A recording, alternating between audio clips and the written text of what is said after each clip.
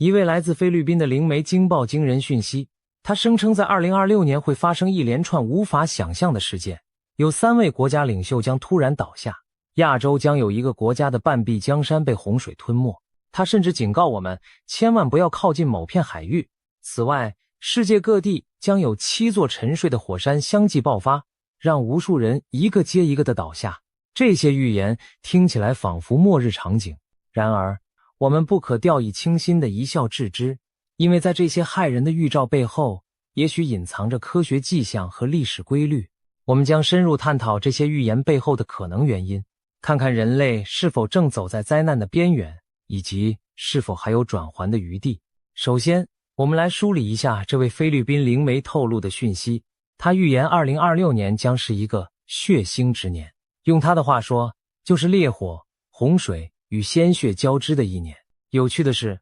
，2026年在东方农历中属于丙午年，俗称火马年。回顾历史，每逢火马年往往多灾多难。上一个丙午年是1966年，那一年中国爆发了文化大革命，越南战争升级，美国发生大规模反战示威，全球局势极其动荡。再上一个火马年是1906年，当年4月，旧金山发生了毁灭性大地震，并引发大火，造成城市严重破坏。同样在那年，清朝爆发排外风潮，俄国出现政治动荡。一些东方命理师认为，火马年五行属火，又逢烈马，是烽火连天之象，预示着不安与动乱。这些巧合听来令人背脊发凉。菲律宾灵媒所说的烈火与鲜血之年，竟与传统命理的火马年不谋而合。这句话听来触目惊心，但细想之下，似乎涵盖了战争、鲜血、自然灾害中的火灾与火山、烈火以及洪水、水的意象。这位灵媒据称是在去年年底透过社交平台发布了他对2026年的预言。在影片中，他神情凝重地描述了未来的种种灾厄，世界将陷入恐惧之中，各种劫难仿佛要同时降临人间。菲律宾灵媒最轰动的一项预言，莫过于3位国家领袖将死这个说法。试想，倘若在同一年内，有3位举足轻重的国家领导人相继遭遇不测，那将在全球政坛掀起何等巨浪？我们不禁要问，是哪3个人国家的领袖？会是自然原因、意外事故，还是政治斗争甚至战争的结果？灵媒并未明确指出姓名或国家，这反而让整件事更添神秘色彩。从当前的世界局势看，有几位世界大国的领导人确实正处在多事之秋。例如，统治着核大国的一位强人，年事已高且传出健康疑云，他的国家正深陷战争泥潭，压力山大。另一位东方大国的最高领导者，最近在国内遭遇前所未有的政治动荡和权斗危机，甚至有谣言称他身体状况堪忧。还有一位长期执政的中年领袖，正面临国内经济困境和外部严厉制裁，政权岌岌可危。这些真实存在的风险，让3位领袖将死的预言显得不再是无稽之谈，而更像对现实走势的高度浓缩与概括。的确，不仅是菲律宾灵媒，国内外还有其他预言者给出了类似的警示。例如，英国一位通灵预言家最近声称，一个全新的领袖将出现在中国，暗示中共现任最高层可能无法维持政权。到那时，又有印度的占星神童模棱两可的提及，2026年前后，东方大国会有领导人遭厄运而退出舞台。尽管这些说法来源各异，看似巧合，但如果把它们拼拢起来，似乎正好对应了3位领袖将死这一惊人预言。历史上，领袖的突然逝世往往预示着巨大的变局。例如1945年美国总统富兰克林·罗斯福在2战结束前夕骤然离世，改变了战后格局。又如1980年代苏联领导人接连病逝，最终迎来了改革浪潮。如果2026年真有3位现任领袖相继离世，那么我们很可能将见证世界权力版图的剧烈重组。一些国家内部可能陷入权力真空与斗争，另一些地区则可能因领袖之死而引发局势失控。更令人细思极恐的是，如果这几位领袖的倒下并非纯粹巧合，而是相互关联的结果呢？或许是因为某场席卷多国的冲突导致，又或许是某种全球范围的巨变，如瘟疫或经济崩溃，令领导人无法幸免。不论是哪种情境，都意味着人类社会的稳定将遭受前所未有的冲击。这位灵媒的预言仿佛在提醒我们，过去习以为常的强权格局可能会在瞬息之间土崩瓦解。灵媒的另一个惊人警告是亚洲某国半壁江山将被洪水吞没。半壁江山这个词用得非常形象，几乎是整个国家的半个版图都将消失于汪洋之中。这让人立刻联想到圣经里的世界大洪水，也联想到近年来频繁发生的极端暴雨和洪灾场景。我们不禁想问，究竟是哪一个国家如此不幸？会不会就是在2022年曾有1/3国土泡在水里的那个南亚国家，亦或是地势低洼，一旦海平面上升就危在旦夕的某沿海国，亦或这其实是在暗指泱泱大国的一场史无前例的水患？科学家早已提出警告，气候变迁带来的极端天气正在成为新常态。过去几年，从南亚到东亚，我们目睹过千年一遇的暴雨如何在几天内夺走数千条生命，摧毁无数家园。就在去年，一场毁灭性的洪水让巴基斯坦1/3的国土淹没在水中。中国河南、广西等地近年也多次遭遇超历史记录的洪涝灾害。如果将这些趋势继续放大，完全可以想象某个国家遇上前所未有的特大洪水，堤坝溃决，湖泊决口，连片的城市村庄变成泽国，整整半个国家的人不得不背井离乡，四处逃难。当年诺亚方舟的大洪水传说或许并非毫无依据，现代科技文明自信满满，以为早已驯服江河。但假如天降暴雨几十日不止，我们仍然会发现自己是如此渺小脆弱。让人背脊发凉的是，这项洪水预言在东方大国的民间也有似曾相识的传闻。例如，有预言迷指出，中国古老奇书《推背图》中对念1世纪隐约提到水患和动乱。也有人担心，中国境内那座举世瞩目的巨型水坝三峡大坝，万一在未来某年因极端气候或地震出现意外，其下游数省广袤土地将遭洪水蹂躏，其影响范围内的人口和经济总量无疑相当于半个中国。虽然工程专家们一再保证大坝安全无虞，但气候巨变和未知的极端情况始终在许多人心头挥之不去地投下阴影。试想那半壁江山被洪水吞没的国度里，普通人的命运将会如何颠沛？或许大雨一连下了几周不见停歇，江河湖海的水位节节攀升，人们亲眼看着河岸的防洪大堤在洪峰冲击下决口溃散，滔天洪水倾泻而出，一座座城市转瞬陷入一片汪洋，黑夜里只能在楼房顶层燃起火把等待救援。大地上满是此起彼伏的哭喊声和求救声，电力、通讯早已中断，交通要道变成漂浮的瓦砾场，千万灾民被迫背井离乡。他们驾驶卡车、小汽车，载着老幼亲人，一路向尚未被淹没的高地艰难转移。从高空俯瞰，逃难的车队仿佛一条长蛇蜿蜒在仍露出水面的公路上，身后则是无边无际的浑浊水域。洪水正无情地吞噬良田、工厂、学校和医院，甚至冲垮了历史悠久的古迹。当洪水终于退去，留给幸存者的是满目疮痍，淤泥和垃圾覆盖街道，建筑物扭曲坍塌，动物尸体腐烂，污染了水源。灾民们排着长队，等待政府和国际救援组织发放净水与干粮，眼神中充满茫然与悲痛。很多孩子在洪灾中成为了孤儿，抱着父母的遗照啜泣。这凄惨的一幕幕，不正是对我们的一种警醒吗？人类在大自然面前原来如此渺小，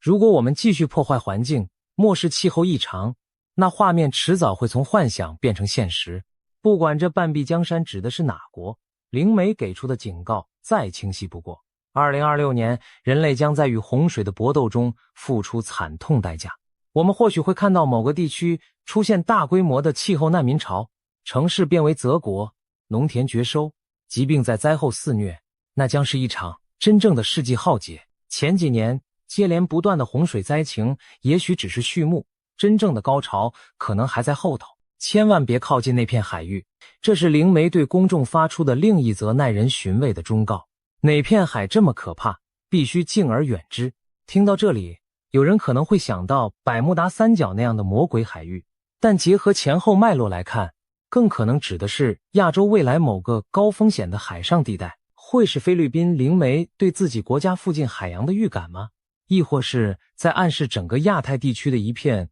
死亡之海？事实上，不论从天灾还是人祸角度，亚洲的海域都潜伏着巨大的风险。一方面，太平洋、火环带、地震、火山活动频繁，海底一旦发生强震，便可能引发可怕的海啸。历史上举世震惊的2004年印度洋大海啸，就是印尼巽他海沟 9.1 级强震引起的，巨浪直扑东南亚和南亚数国海岸，夺走了20多万条生命。如果未来几年内在西太平洋或南海再度出现接近9级的大地震，靠近震源的海域将变成吞噬生命的修罗场。假如灵媒预见了某次惊天动地的海啸灾难，他告诫人们远离该海域，可谓字字千金，真能救下无数人命。另一方面，那片海也可能隐喻着一场人祸，也就是战争。在当今地缘政治的敏感热点中，海上冲突的可能性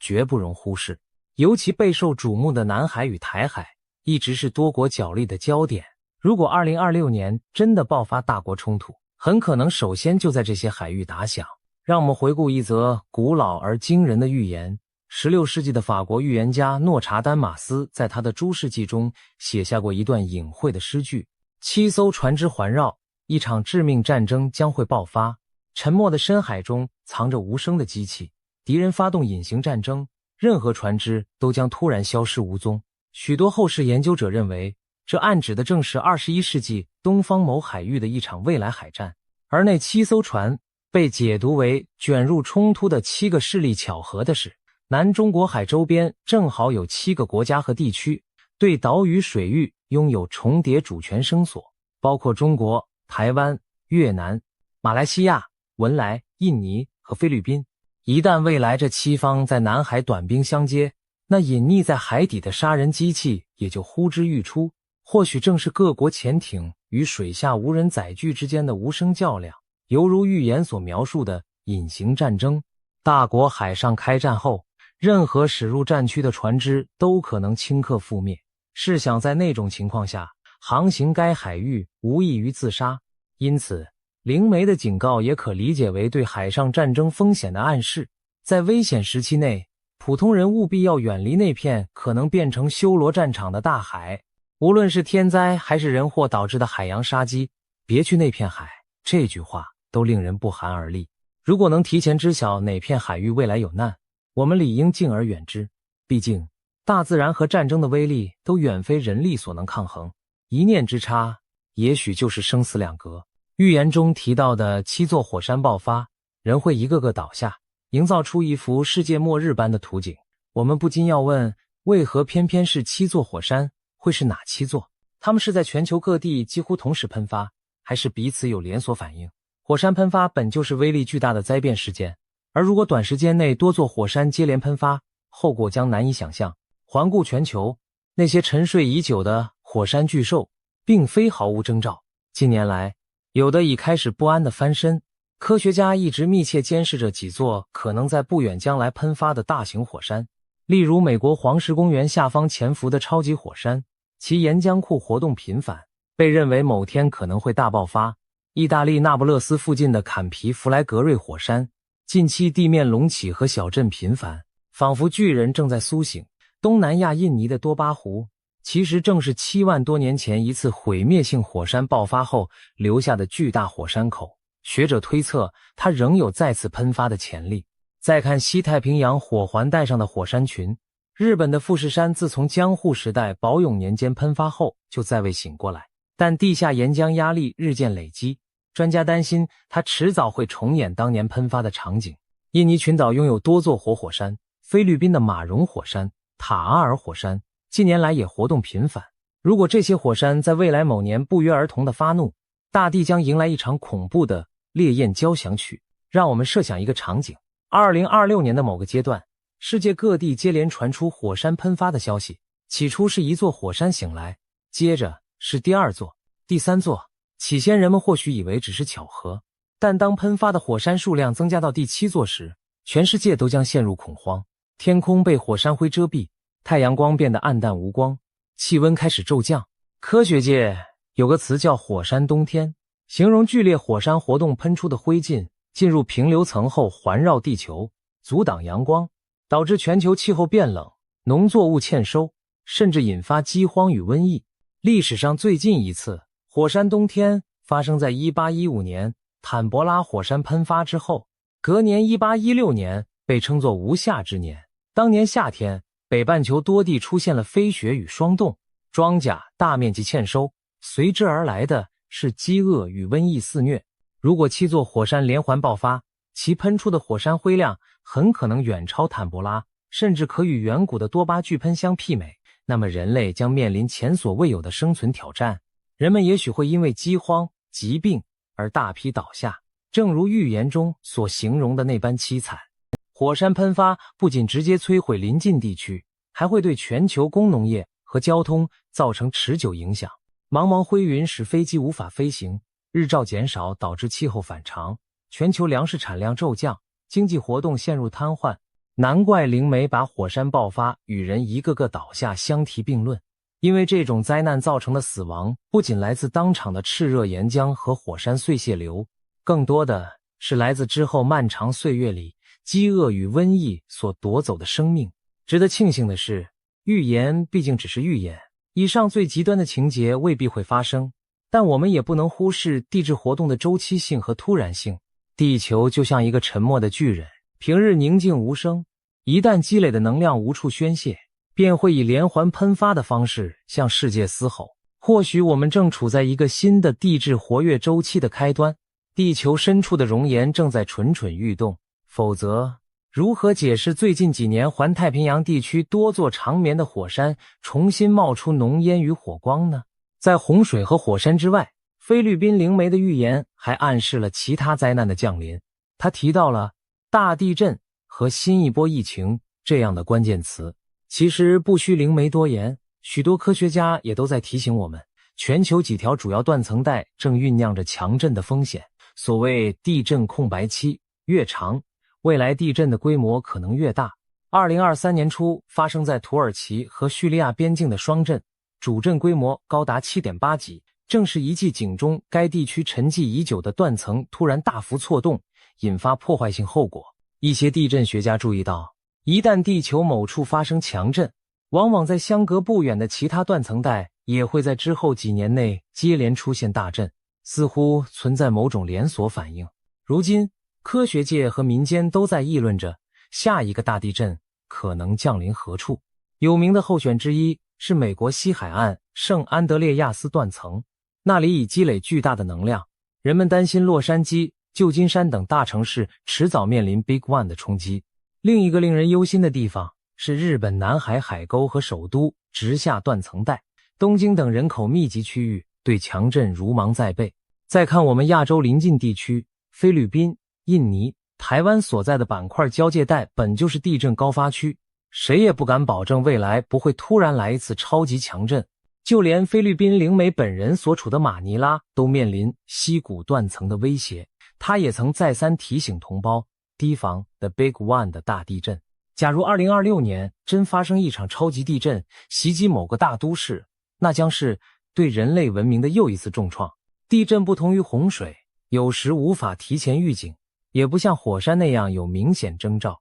往往是毫无征兆的瞬间爆发。高楼大厦可能在几十秒内轰然坍塌，交通和电力网瘫痪，大量居民被困在废墟下生死不明。而更可怕的是，如果强震引发了大火、海啸或核设施事故等次生灾害，死亡人数将成倍上升。在这位灵媒的预言清单中，大地震是一项重要内容，或许正因为他看见了某场惊天动地的摇撼。最近，来自泰国和印度的一些神秘预言也发出类似警告。有泰国的预言家称，2026年前几个月地球震荡频繁，亚洲恐有8级以上强震。印度那位占星少年则指明新的一年对某些地区灾厄星高照，可能意味着巨变发生。当不同地区的预言不约而同指向类似的时间和事件，我们不得不将信将疑，绷紧神经，保持警觉。除了大地震，预言中还隐含着另一个现代人最不愿再经历的词——疫情。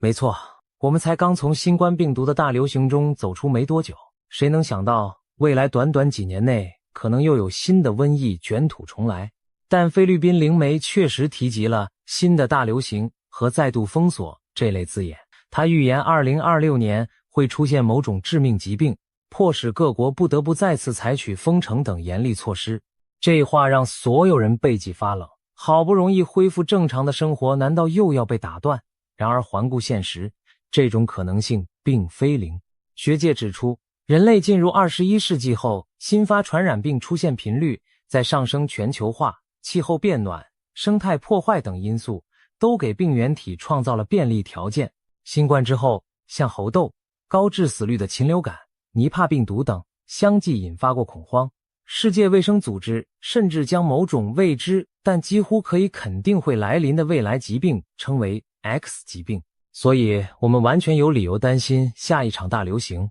假如2026年真爆发另一种疫病，它会比新冠更致命或传播性更强吗？会不会是现有病毒的变种卷土重来？尽管细节无法预知，但可以肯定的是，经过上次劫难，各国对疫情的神经依然敏感，一有风吹草动就可能再次收紧管制。届时，一方面医护人员将再度全副武装冲锋陷阵与死神竞速，另一方面各地重启封锁将使脆弱的经济雪上加霜，人们的心理也将遭受重击。那种人心惶惶、足不出户的场景，再来一次恐怕没多少人受得了。想象一下瘟疫重临时普通人的生活会有多凄情。或许某天我们又听闻某种陌生病毒在远方城市爆发群聚感染，本以为只是局部事件，没想到短短数周内病例已蔓延全球。随着感染和死亡数字扶摇直上，记忆中恐怖的封城又再度上演，学校停课，商店关门，办公楼空空荡荡，人们重新戴上厚厚的医用口罩，不敢与外界接触。医院病房和走廊再次挤满了气息奄奄的患者，医护人员疲惫不堪，防护服下的脸庞满是压痕。一些城市的街道重现封控时期的景象，空无一人，只有消毒车穿梭喷洒药剂，原本习以为常的社交活动一夜间消失无踪，人们被迫与亲友隔着屏幕互道平安。而更令人沮丧的是，这次病毒似乎更为凶险，许多壮年人甚至儿童也迅速病重离世，整个社会弥漫着无助与悲痛。我们以为百年一遇的大疫刚过去不久，没想到又陷入新的噩梦，而且看不到尽头。心理学家担忧，如果让全人类在短时间内连续经历2次全球瘟疫，人们将出现集体创伤，普遍的信任感也会进一步崩解。难怪灵媒将2026描述为恐惧之年，因为看不见摸不着的微小病毒比任何灾难都更能侵蚀人的安全感。在这幅灾难图景中，怎能少了战争这一人祸之罪？灵媒提及4场战争，仿佛预示2026年将有多处战火同时燃烧。许多国际局势观察家也持类似忧虑，未来1年国际形势可能进一步恶化，多条战线彼此交织，出现自2战以来前所未见的险局。我们不妨细数当前几个最令人担心的火药桶。首先，欧洲东部的战事仍未平息，俄乌冲突自2022年爆发以来陷入僵局，双方都付出惨重代价。如果战争持续拖延，2026年很可能依然笼罩在这场冲突的阴影下，甚至不排除局势进一步升级。假如某一方铤而走险，动用更大规模杀伤性武器，战火就不会只局限在乌克兰，而将烧向更广阔的欧洲土地。届时北约与俄罗斯直接对峙的风险骤增，第3次世界大战的噩梦也就近在眼前。其次，中东地区依然暗潮涌动。2025年中东爆发的流血冲突，例如某国与极端组织的战斗，虽一度降温，但根源问题远未解决。伊朗核问题、叙利亚内战疑局、也门的地区代理人战争，都可能在某个节点突然炸锅。如果伊朗与以色列之间擦枪走火，或某个外部大国插手中东，导致复杂势力平衡被打破，那片土地将再次陷入战火。别忘了，中东战乱从来不只是区域问题，它牵动着全球能源供应和大国博弈格局，4场战争中的一场很可能就指向中东。第三，东亚和西太平洋的局势日益紧绷，尤其台海局势和南海争端几乎成为潜在导火索。一旦台海有任何风吹草动，势必牵连中美2大强权以及周边诸多国家，从而演变为一场牵一发而动全身的重大危机。南海如果爆发冲突，同样可能把多国拖入战局。泰国那位年轻的预言家普莱不久前的灵视就提到，2026年前3个月是全球最危险的时期，暗示 C 国和 T 国可能开战。很多人解读为中国大陆与台湾间的冲突风险。假如真是如此，那将是改变21世纪格局的一场巨变。第四，除了上述3大热点，一些原本被忽视的战争风险点也不容小觑。比如印巴在克什米尔问题上的夙愿，朝鲜半岛可能的偶发军事冲突，甚至非洲之角或拉美某些国家的内战，都可能在全球混乱中趁势爆发。如果2026年真如预言一般，多处战火同时燃烧，联合国等维和机制将疲于奔命，各国也难以兼顾多线危机，国际秩序将面临空前考验。从宏观图景看，这些战争预言指向的正是人类长期积累的矛盾，在2026前后总爆发。诺查丹马斯的诗句里提到7个政权的对峙和西方势力的衰落，现代解读者将其某些句子对应到2026年，认为这是全球冲突升级的关键节点。他的诗中写道，7个月的大战，人们死于邪恶，预示一场历时7个月的全球性大战不可避免。7个月听起来似乎不长，不过半年多，但在现代战争尺度下，已足以毁灭许多文明成果。如果真的爆发世界大战，核武器的阴影势必笼罩整个人类，即便不动用核武，多线开花的常规战争也足以耗尽各国国力与韧性，使全球经济陷入崩溃，社会秩序全面失控。再让我们设身处地想象一下战争阴影笼罩时的生活。假如第3次世界大战真的在2026年春天打响，你我每天醒来将面对怎样的世界？清晨新闻的头条不再是股票涨跌或娱乐八卦，而是一夜之间某座城市遭到导弹袭击，多少无辜平民伤亡。社交媒体上满是寻找失联亲人的帖子和前线传来的可怖画面。某大国领袖可能突然在午夜发表紧急演说，宣布国家进入战时状态并实施戒严。空袭警报此起彼伏，人们匆忙涌入防空洞和地下室避难，不知下一波轰炸何时结束。加油站外大排长龙，超市货架被抢购一空，人人都在囤积粮食和日用品，生怕明天就买不到吃的用的。学校无限期停课，工厂关闭，年轻力壮的人不是奔赴前线，就是加入民防队守护家园。平日灯火璀璨的城市，在夜晚一片漆黑。为防空实施灯火管制，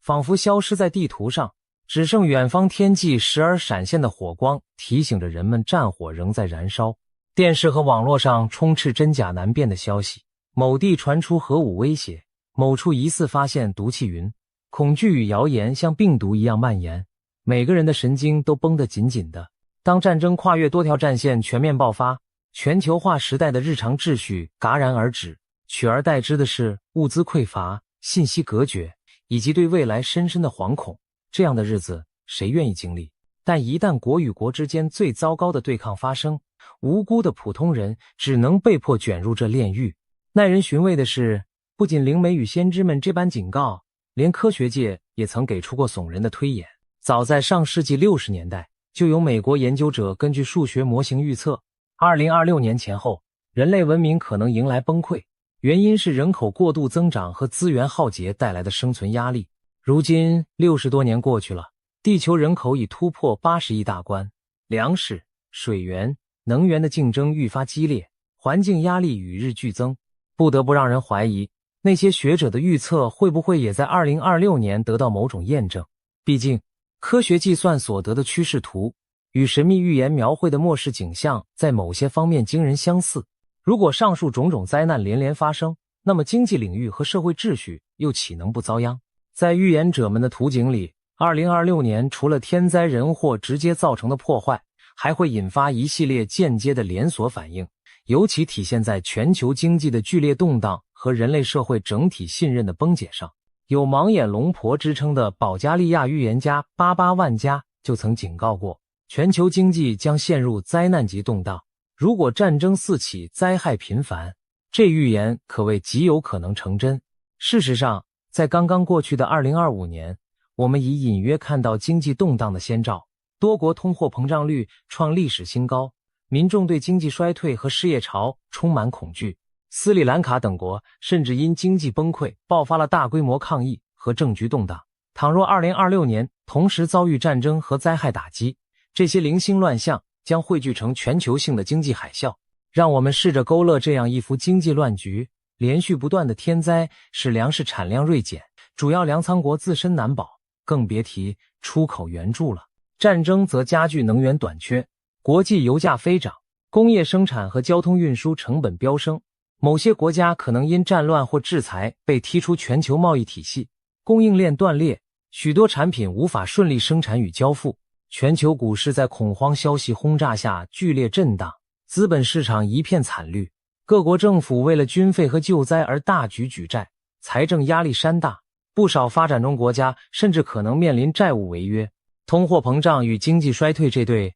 孪生魔鬼同时降临，人们发现手中的钞票一天比一天更不值钱，但工作却越来越难找。一些极端情况下，商品匮乏到即便拎着大把钞票也买不到一条面包。这并非耸人听闻的幻想。历史上每当大规模战争和灾难交织，经济崩溃几乎都如影随形，而经济动荡又将进一步引发社会问题，失业潮、贫富差距拉大、粮食争夺、难民潮等。一些国家的政府可能因此垮台，整个社会陷入无政府状态。这又呼应了前面提到的领袖之死与政局崩解，经济基础的坍塌终将动摇上层建筑，一切环环相扣，构成了预言中那幅混乱黑暗的末世画卷。预言画面里甚至还有更匪夷所思的一幕，有说法称2026年将是科技反扑的一年。灵媒们警告人工智能 AI 可能失控，深度渗透并主宰人类生活各方面，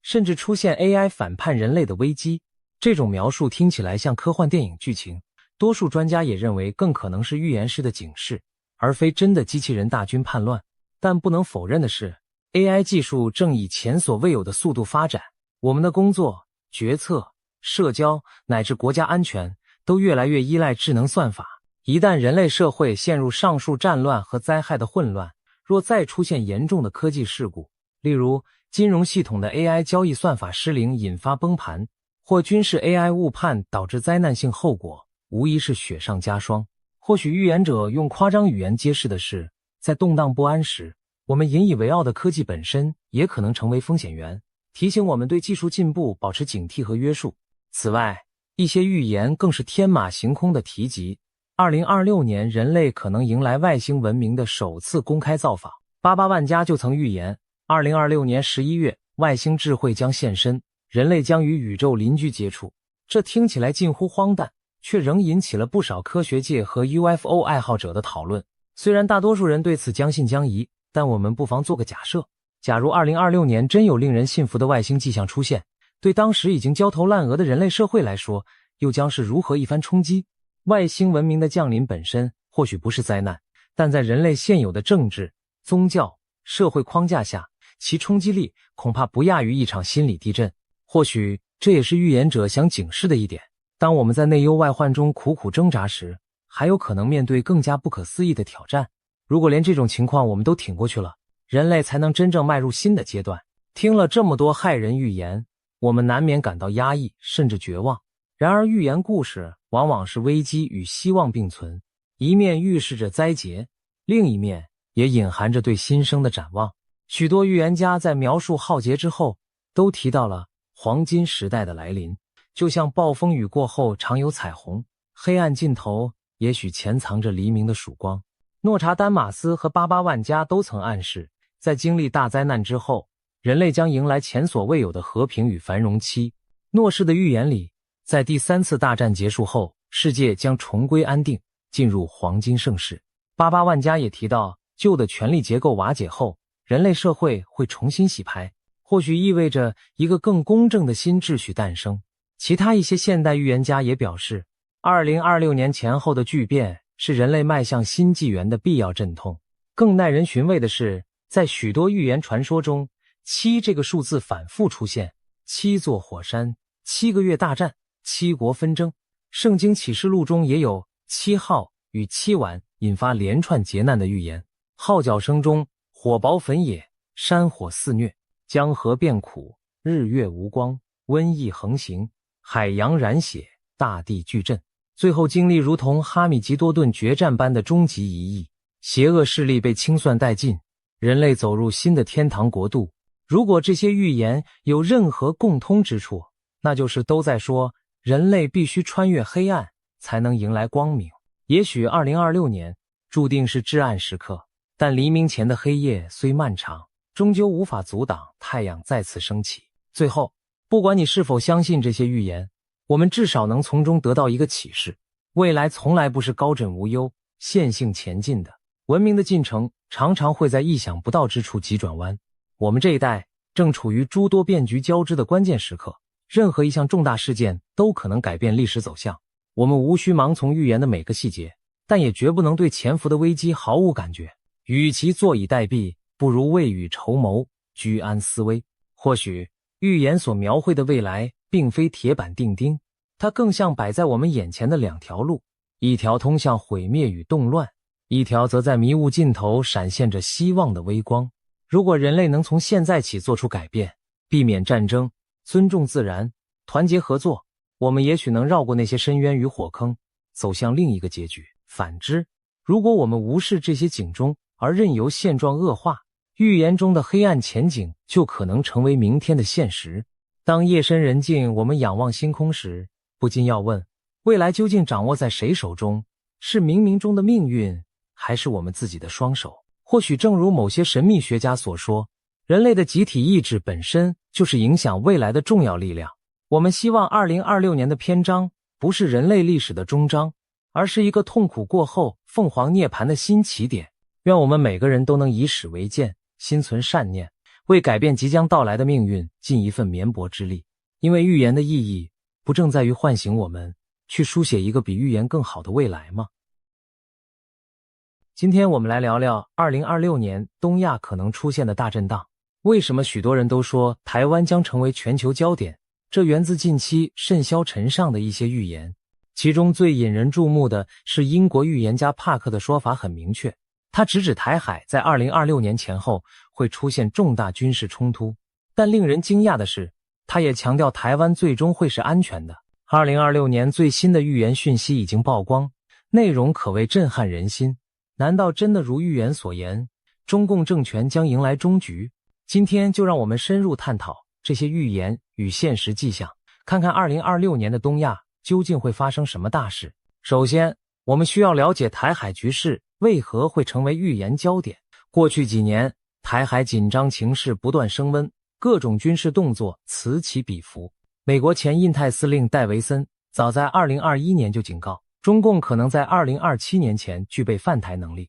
而2025年更被不少军事专家点名为风险高点。有人担心中共可能会在那一年伺机动武。然而，真正让台湾成为全球焦点的是地缘政治格局的巨变。俄乌战争爆发后，国际社会更加关注台海。一旦台海有事，不仅决定两岸命运，更将深刻影响21世纪的国际秩序。正因此，各种预测和传言都围绕着未来几年台海是否爆发战端。而帕克的预言正是众多声音中分外引人瞩目的一个。帕克何许人也？他是一位英国的知名通灵预言家，据称过去曾精准预测川普当选美国总统、新冠疫情全球大流行等事件，因此被一些媒体称为心神鬼先知。当然，预言这种事情从来都饱受争议，但帕克的言论仍然吸引了许多人注意，尤其当他谈到东亚和中国时，他的描述细致而惊人。在帕克看来，2026年将是极其关键且充满灾难性的一年，许多重大事件会在这一年集中爆发。我们先从台海军事冲突的预言开始说起。帕克早在2024年初的一次直播中就透露，他看见台湾周边的某个外围岛屿上会出现刀光剑影。他当时形容，就像有人宣布我们夺取了你的一座岛屿那样的场景。这暗示着什么？很可能是中共对台湾控制的外岛发起了某种袭击或登陆行动。台湾有一些外围岛屿，比如位于南海的东沙群岛，或是靠近中国大陆沿岸的金门、马祖等离岛，一直被视为可能的冲突热点。帕克的预感让人联想到，中共也许会冒险夺取其中一个岛屿，以测试台湾和国际社会的反应。更令人细思极恐的是，帕克提到了引发冲突的可能导火索。他说他感觉到可能会有一次意外碰撞事件，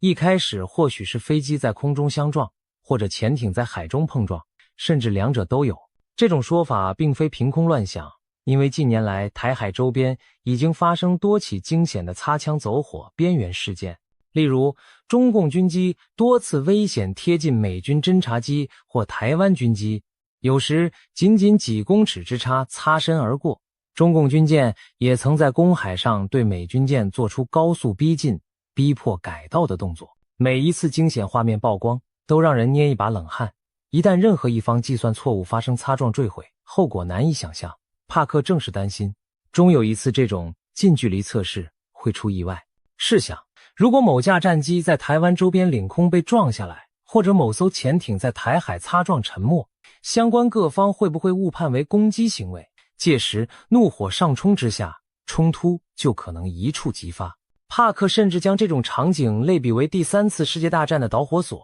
有媒体标题将他的警告形容为台湾将爆发恐怖空难，成为三战导火线。虽然这表述耸人听闻，但仔细想想也非毫无根据。一场偶发事故如果发生在敏感的台海前线，完全可能点燃大国间的战火。然而，在描述这可怕的冲突景象时，帕克也同时给出一个出人意料的结果：台湾将安然无恙，最终是安全的。也就是说，即便台海发生军事冲突，最终局势的走向对台湾有利，台湾并不会被中共征服。帕克为什么这么认为？他进一步解释了他所看见的画面。当新的台湾领导人面对挑衅时，他将立场坚定，极为强硬，绝不退让。我们知道，2024年台湾举行总统大选，现任副总统赖清德胜出，将于2024年5月就任总统。赖清德在中共眼中被贴上台独工作者的标签，因此北京当局对他尤其敌视。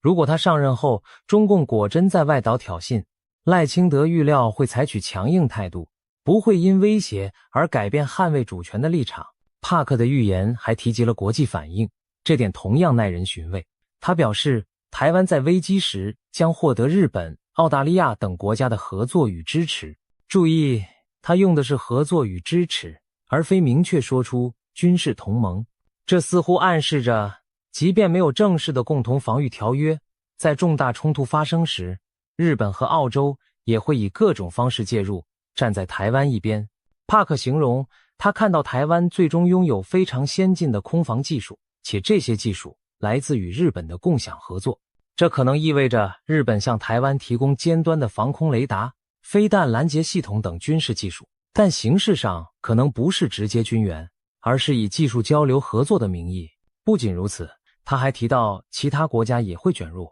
特别是澳大利亚。他看到澳洲在该地区派遣了军舰，这一幕让人仿佛置身未来的战场。美日澳等印太盟友组成防线，共同阻止中共武力改变现状。帕克甚至对时间节点也做出推测，他觉得这种局面可能会在2024年前后开始发生。当然，2024年已经过去，台海虽然风高浪急，但尚未爆发战事。如果往后推算，2025年、2026年依然是危机潜伏的高峰期。事实上，美军将领和智库也多次推演过相似情境。例如，有说法认为2025年中共可能突袭东沙岛，或者2026年在台海挑起有限冲突，以测试美国的决心。这和帕克的预言不谋而合。尤其值得注意的是帕克对国际领导力的看法。他直言，当前自由民主世界缺乏强有力的领袖，他几乎数不出几个能让人真正信任，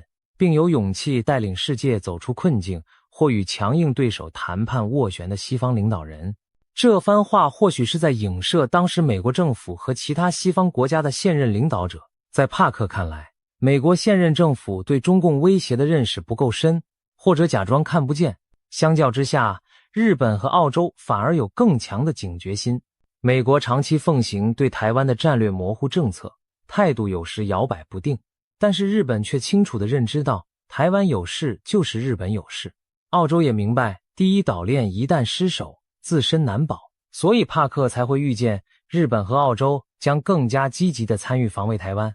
这番分析其实和现实趋势颇为契合。日本近年大幅增加国防预算，部署长程飞弹，防卫离岛，调整安保政策，为台海紧急事态做准备。澳大利亚则与美英组成 AUKUS 联盟，要取得核动力潜艇技术，并计划增购美国高超音速武器，显示出防范中共扩张的决心。澳洲战略界有人警告，战争可能在3年内到来，将当初官方预估的10年内无战事大幅提前。原因很简单，澳洲人切身感受过中共的经济胁迫与渗透，早已心生警惕。他们担心美国未必可靠，所以必须和志同道合的亚洲伙伴加强合作。帕克预言中，日本和澳洲一道出手保卫台湾的场景，正是这种国际现实心态的反应。如果台海本来只是两岸冲突，一旦演变成多国介入，那确实会上升为亚太乃至全球焦点。试想一下，若日本提供技术，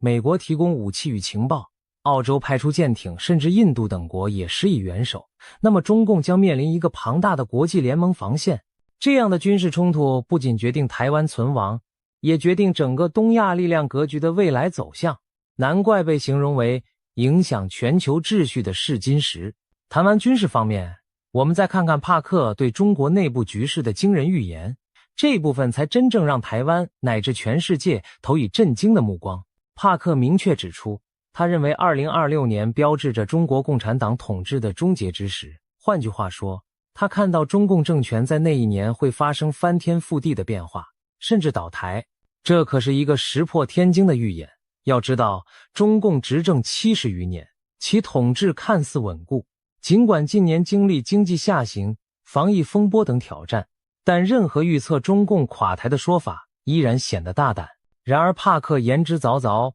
并给出了他看见的多重迹象，描绘了中共可能走向末日的剧本。首先是经济问题，帕克表示，中国经济的隐患正在迅速累积，2026年恐怕会成为这些问题全面爆发、引爆危机的一年。他提到了几项关键症状，包括工人被拖欠工资，制造业和地方财政陷入困境，债券违约频传，资金冻结现象蔓延，整个金融系统开始出现裂缝，房地产市场进一步恶化，原本就摇摇欲坠的楼市泡沫终于破裂。这些听上去几乎像经济灾难片的情节，然而我们回顾现实，会发现帕克所言非虚。2023年以来，中国经济增速放缓明显，青年失业率攀升到前所未见的高位，官方甚至停止发布相关数据，以免引发恐慌。多家大型房地产开发商相继暴雷，恒大地产、碧桂园等巨头债务违约，烂尾楼问题导致许多买房者断供抗议，地方政府财政捉襟见肘，甚至传出部分地区公务员减薪、教师讨薪的消息，还有理财产品暴雷、银行挤兑等金融风险苗头，让金融系统开始出现裂痕。帕克提到的每一项经济乱象其实都已在酝酿，只是尚未全面爆开。在他的预言中，2026年前后，这一连串经济脓疮将被揭开，中国多年累积的结构性债务和泡沫被迫曝光。当经济陷入乱局，失业潮来袭，金融风暴迸发，帕克强调，一旦中共失去对经济的掌控力，其执政合法性将动摇。这其实很好理解，中共长期以经济增长作为合法性基础，向人民宣称只有我们能带来繁荣。如果经济崩盘，老百姓饭碗不保，对执政者的不满就会直线上升。在中国那种体制下，经济不稳很容易迅速转变为社会动荡和政治危机。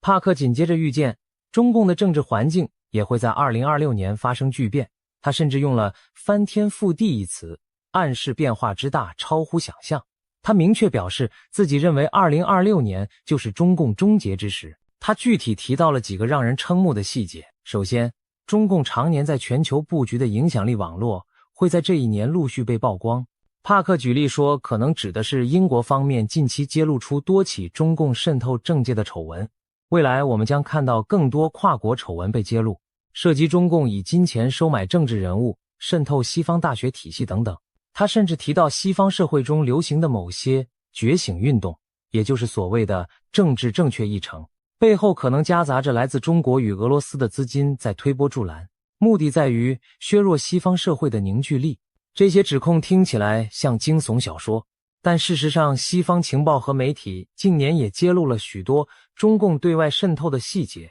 包括金钱游说、文化统战、情报收集等等。帕克认为2026年前后可能会出现一次大规模的资料外泄或系统性揭露事件，公诸于世，中共输出影响力的证据。当这些黑幕被撕开后，国际上对中共的态度将更趋强硬，中共多年苦心经营的全球关系网将四面漏风。而在中国国内，帕克预见的画面更是戏剧性。他说，习近平的健康和政治权威都将在2026年明显衰退，到了2027年可能已经下台，这几乎在预告习时代的终结。帕克甚至描述了一个令人震惊的细节，习近平将经历一次大型且备受争议的器官移植手术，他推测可能是肾脏移植，并暗示器官来源可能涉及死刑犯，从而引发巨大的舆论震荡。如果真有这样的事发生，其冲击可想而知。一方面，最高领导人重病需要换肾本，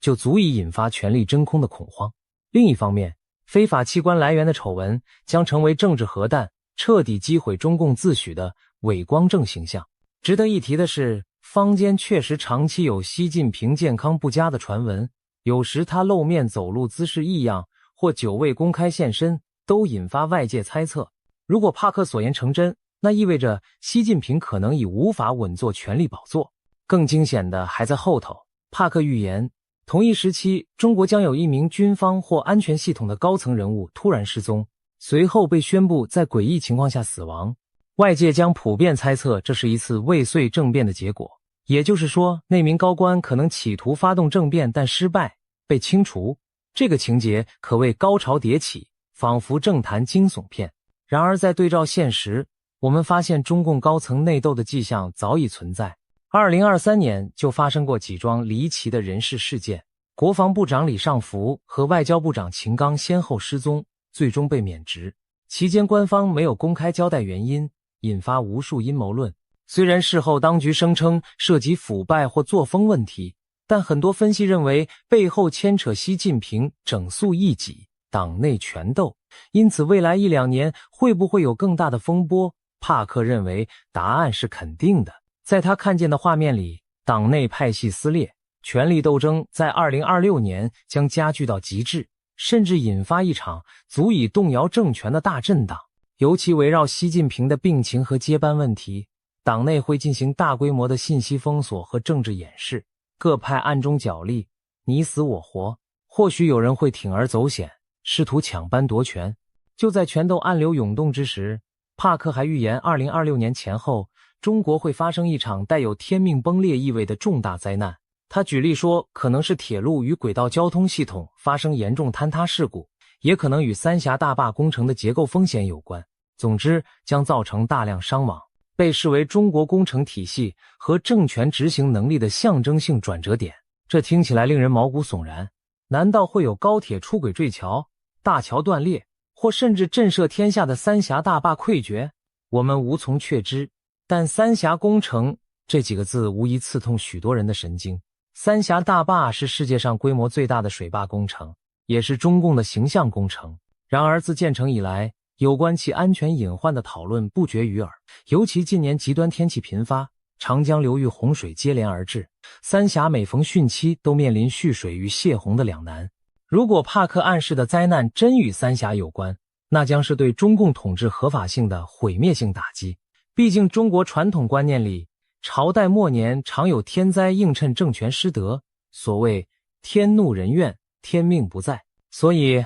2026年若发生严重工程灾难，势必被解读为天意，昭示中共气数将尽。让我们回头看看今年年底发生的一件真事，它似乎验证了帕克部分预言。2025年11月底，香港竟然发生了震惊世人的超级大火灾。香港大埔区一个大型住宅屋苑鸿福苑在进行外墙维修时起火，熊熊烈焰迅速沿着棚架蔓延，烧遍7栋大楼的外墙。这场火灾延烧近2天，造成超过120人罹难，数百人伤亡失踪，是香港近代史上死伤最惨重的事故之一。一时间，香港社会哀痛与震惊交加。而令人寒毛直竖的是，就在火灾发生前不久，帕克才在节目中预言，香港将在年底有大事发生。如今回头看，这场突如其来的大火正是他的预言之应验。帕克在最新的预言中指出，他感觉香港大火背后并不只是意外事故，而是带着强烈政治意味的事件，会在香港社会掀起新一轮的指责与对峙。事实也许正如他所说，火灾发生后，香港舆论开始追究种种管理疏失和黑幕问题。有人质疑维修工程为何使用不阻燃的竹棚和尼龙网，是否有建筑商为了节省成本偷工减料，甚至有人直指香港官场存在官商勾结，制度失火，才酿成这场人祸。这些对政府的愤怒指责，显示香港市民心中积压的不满仍然强烈，并未因高压管制而泯灭。帕克进一步暗示，香港未来将难以平静，可能再次成为风暴的中心。他甚至说，高楼大火可能只是新一轮动荡的导火索，其背后隐藏着与台湾局势、区域政治联动的更大风暴。试想一下这样的场景，2026年前后，香港民众因事故真相问题与政府持续对峙，大陆内部经济困顿，官民矛盾激化，台海这边中共对外挑衅却碰得头破血流，反而激起国际反击，整个东亚局势宛如火药桶周围窜起多道火苗，彼此遥相呼应。帕克还提到一个关键角色，就是印度。他感受到中俄关系在暗中出现了微妙的扭曲，而印度将成为其中博弈的关键角色。这又是怎么回事？我们不妨这样理解，帕克看见俄罗斯境内有一座大型军工厂遭到重创，这不仅仅是油田被袭击导致油价上涨的问题，而是一场更为隐秘、更具战略意味的破坏行为。他说他看到俄罗斯的军工厂正在俄境内被攻击和毁灭。帕克强调，他并不认为中国会直接向乌克兰提供武器，因此那些出现中文标识的武器残骸背后必定有隐情。例如，这是否意味着俄罗斯早就在囤积中国制武器？因为这次暴露，帕克感觉到中俄关系中存在一种微妙诡异的张力。表面上两国并非公开冲突，但私底下围绕武器市场甚至地缘影响力展开了深层博弈。他看到中俄之间的关系线条正在轻微扭曲，而印度将在这场博弈中扮演要角。帕克暗示，这种裂痕目前还不会导致中俄公开决裂，但在2026年前后可能逐渐浮出水面，成为全球地缘政治格局变化的一个隐秘信号。可以想见，如果俄罗斯因战事不利开始对中国有所猜忌，而中国对援助俄罗斯又态度犹疑，那么原本稳固的中俄联盟就可能出现嫌隙。再加上印度崛起后在国际舞台上地位提升，整个大三角关系都在变化，这对东亚局势而言无疑又增添了一层复杂性。说到这里，我们看到帕克描绘的2026年图景是何等惊心动魄。台海有惊险一战，但台湾挺住了。中共内外交困，经济崩盘，政权内斗，政变四起，领导人重病垂危，甚至需要换肾，社会动荡，灾难频仍。香港和国际接连出现针对中共的不利事件，全球力量对比因此改写。难怪帕克用极具灾难性的一年来形容2026年。如果他的预言成真，那对中共而言将是末日狂潮，对东亚而言将是一场地动山摇的大震荡。然而这一切真的会发生吗？还是说只是巧合与巧妙的推演？在怀疑之前，我们或许该注意到，除了帕克，许多古今中外的预言和迹象也在指向这个年份，仿佛冥冥之中有某种安排。其实早在社群媒体上就流传着奇人王恩庆的传说。这位中国大陆的命理奇人据称曾被京城权贵奉为国师级的人物，他生前对中共的未来做出过一个惊人预言，声称中共红潮的气数只有5位最高领导人将亡于一个丙火年。怎么解释呢？它指中共国旗上的5颗星星，代表了中共5代党魁，分别是毛泽东、邓小平、江泽民、胡锦涛、习近平。没有第6颗星，因为第5代党魁就是掘墓人。习近平作为第5任中共最高领导人，将亲手把共产党送进坟墓。而下一个丙火年正是2026年，2026年是丙午年，5行属火，5为马，所以也称为赤马年。令人毛骨悚然的是，这个说法和帕克的预言时间不谋而合。2026年，中共建政77年，自1949年建政起算刚到终点。习近平此时满73岁，虚岁74岁。所谓73、84，阎王不请自己去。中国民间一直有这种说法，觉得人到了73或84岁是个生死关口。虽说这只是迷信巧合，但正如俗语所说，人算不如天算。更有趣的是，还有不少流传在民间的隐晦预言同样指向2026年前后，好似众星拱月般交汇于此。一部在民间秘传的奇书《铁板图》，最后一幅画面就耐人寻味。山谷间有4只黑鸟飞过去了，唯独第5只白色羽毛的鸟半途撞山而亡，鲜血淋漓。旁边还写着一行小字：白羽毛鸟儿撞死在山这边。许多人根据这句话解读，白羽毛的鸟指的就是繁体字习，因为习字上半部像羽毛，暗示习近平最终会折翼半山，飞不过彼岸。民间还有一句玄妙的老话：画江湖，实难逃。据说画指华国锋，因为华语画同音，江指江泽民，胡指胡锦涛，实在某些方言里读作西。实难逃就是说到了习近平这里，中共政权很难逃脱完结的命运。还曾流传过一个离奇的临终遗言故事，有位60多岁的老人，其母亲在文革前去世前，经常在家念叨一些奇怪的话：猪死了要刮毛，刮了毛滑溜溜的；炖肉要加水，水开了要沸，最后要熄火。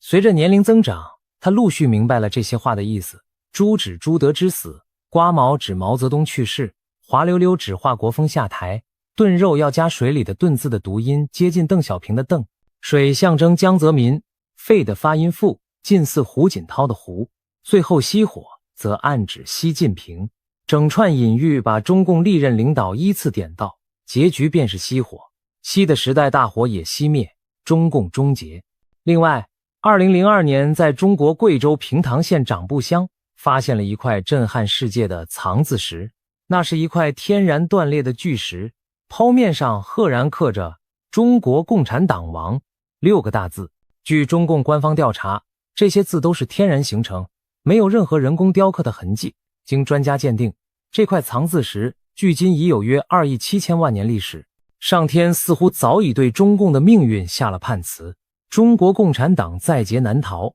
有高人从天象角度解析，认为中共的国运应该是77年，到2026年结束，前后误差不超过1年。也就是说，中共有可能在2025或2026年灭亡。当然，预言终究是预言，未到尘埃落定之时，谁也无法笃定结果。或许帕克的某些细节会有偏差，毕竟未来瞬息万变，而且中共政权看似庞大强势，怎可能说垮就垮？这也是许多理性人士质疑之处。然而历史告诉我们，大帝国的崩溃往往就在顷刻之间。苏联解体前夕，又有几人能料到红色巨人会在一夜之间分崩离析？而现在，中共正面临类似的内外交困，经济荣景不再，社会矛盾暗伏，高层斗争加剧，国际围堵渐强。如果再遇上战事失利或天灾降临，集权体制内部一旦失控，崩盘速度可能远超想象。一位预言家提供的是他灵视中的图景，也许夹杂主观解读，但却给我们换了一种思考现实的角度。还有一个来自灵性领域的预言值得一提，在帕克之外，另一位名叫布兰登的预言师也谈到了中国的未来。他在节目中提到，似乎看到中国将经历一场大规模的精神复兴，宗教信仰和精神力量会从长期的压制中慢慢苏醒，由弱转强。那种罩在人们心头，不让大家有信仰，也不让大家看清真相的铁幕将被打破，人们将开始苏醒。换更直白的说法，它指的很可能是中国长期的无神论框架将被松动甚至瓦解，人心上的枷锁会被彻底解除。一对照其实不难发现，两位预言家的信息在某种程度上互相印证，大震荡之年也可能就是大复兴之年。想象一下那样的图景，2026年东亚风云突变，中共统治崩解，在短暂的混乱过后，中国社会挣脱思想枷锁，人们重新寻找信仰和价值观，长久被压抑的良知与传统回归人心，新的政治社会秩序开始萌芽。对世界而言，这将是一场巨大的巨变。一个10几亿人口的大国改朝换代，影响之深远，可比肩1991年苏联解体，甚至犹有过之。届时东亚的政治版图将被重绘，国际格局也将进入新的篇章。而台湾作为这场历史巨浪中的关键一环，将何去何从？从所有预言迹象来看，台湾反而可能在大震荡中稳如磐石，甚至成为带领华人世界走向新纪元的灯塔。台湾多年来坚持民主与自由，经受住了外交孤立和军事威胁的考验。如果中共倒台，那些压在台湾头上的战争阴云将瞬间消散，台湾不再需要天天提心吊胆，防备飞弹与军舰的威胁。而台湾作为成功的民主范本，或许会在中国巨变后发挥更大的作用。可以想见，国际社会将更加重视台湾的战略价值，因为台湾的存在证明了华人社会完全可以在民主制度下繁荣稳定。一旦中国政权更替，台湾可能成为协助大陆重建秩序、提供经验的榜样和桥梁。当然，短期内难免有难民潮、安全外溢等挑战，但长远看，那将是两岸关系和平新生的契机。总而言之，2026年在各种预言中被赋予了浓重的一笔。东亚大震荡，台湾成全球焦点，似乎命中注定要在那一年上演。帕克的预言将信将疑，但他所描绘的脉络，其实我们已隐约看见开端。经济泡沫幻灭的征兆，政治压力锅的喷发，军事对峙的白热化，都在一步步逼近临界点。或许最终的剧情不会与预言者描述的每一细节都吻合，但如果我们静心观察时局，就能发现历史的巨轮确实在向着某个转折点滚动。当那一刻来临时，恐怕世人无不将目光投向台湾海峡，投向北京，投向整个东亚。那将是见证新旧时代交替的历史瞬间。希望届时我们都能平安度过乱局，迎接一个更和平、更自由的新时代。正如古人所云，沉舟侧畔千帆过，病树前头万木春。或许2026年的惊涛骇浪之后，东亚会迎来转机，迎来令人欣慰的春天。到底预言是否灵验，最终还是要由历史给出答案。而身为这个时代的亲历者，我们所能做的就是保持清醒，审慎以对，既不盲信危言，也不掉以轻心。当风暴真的来临时，唯有坚守普世价值和人性良知，才能让我们在巨变中立于不败之地。让我们拭目以待，迎接2026年可能到来的巨大考验与契机。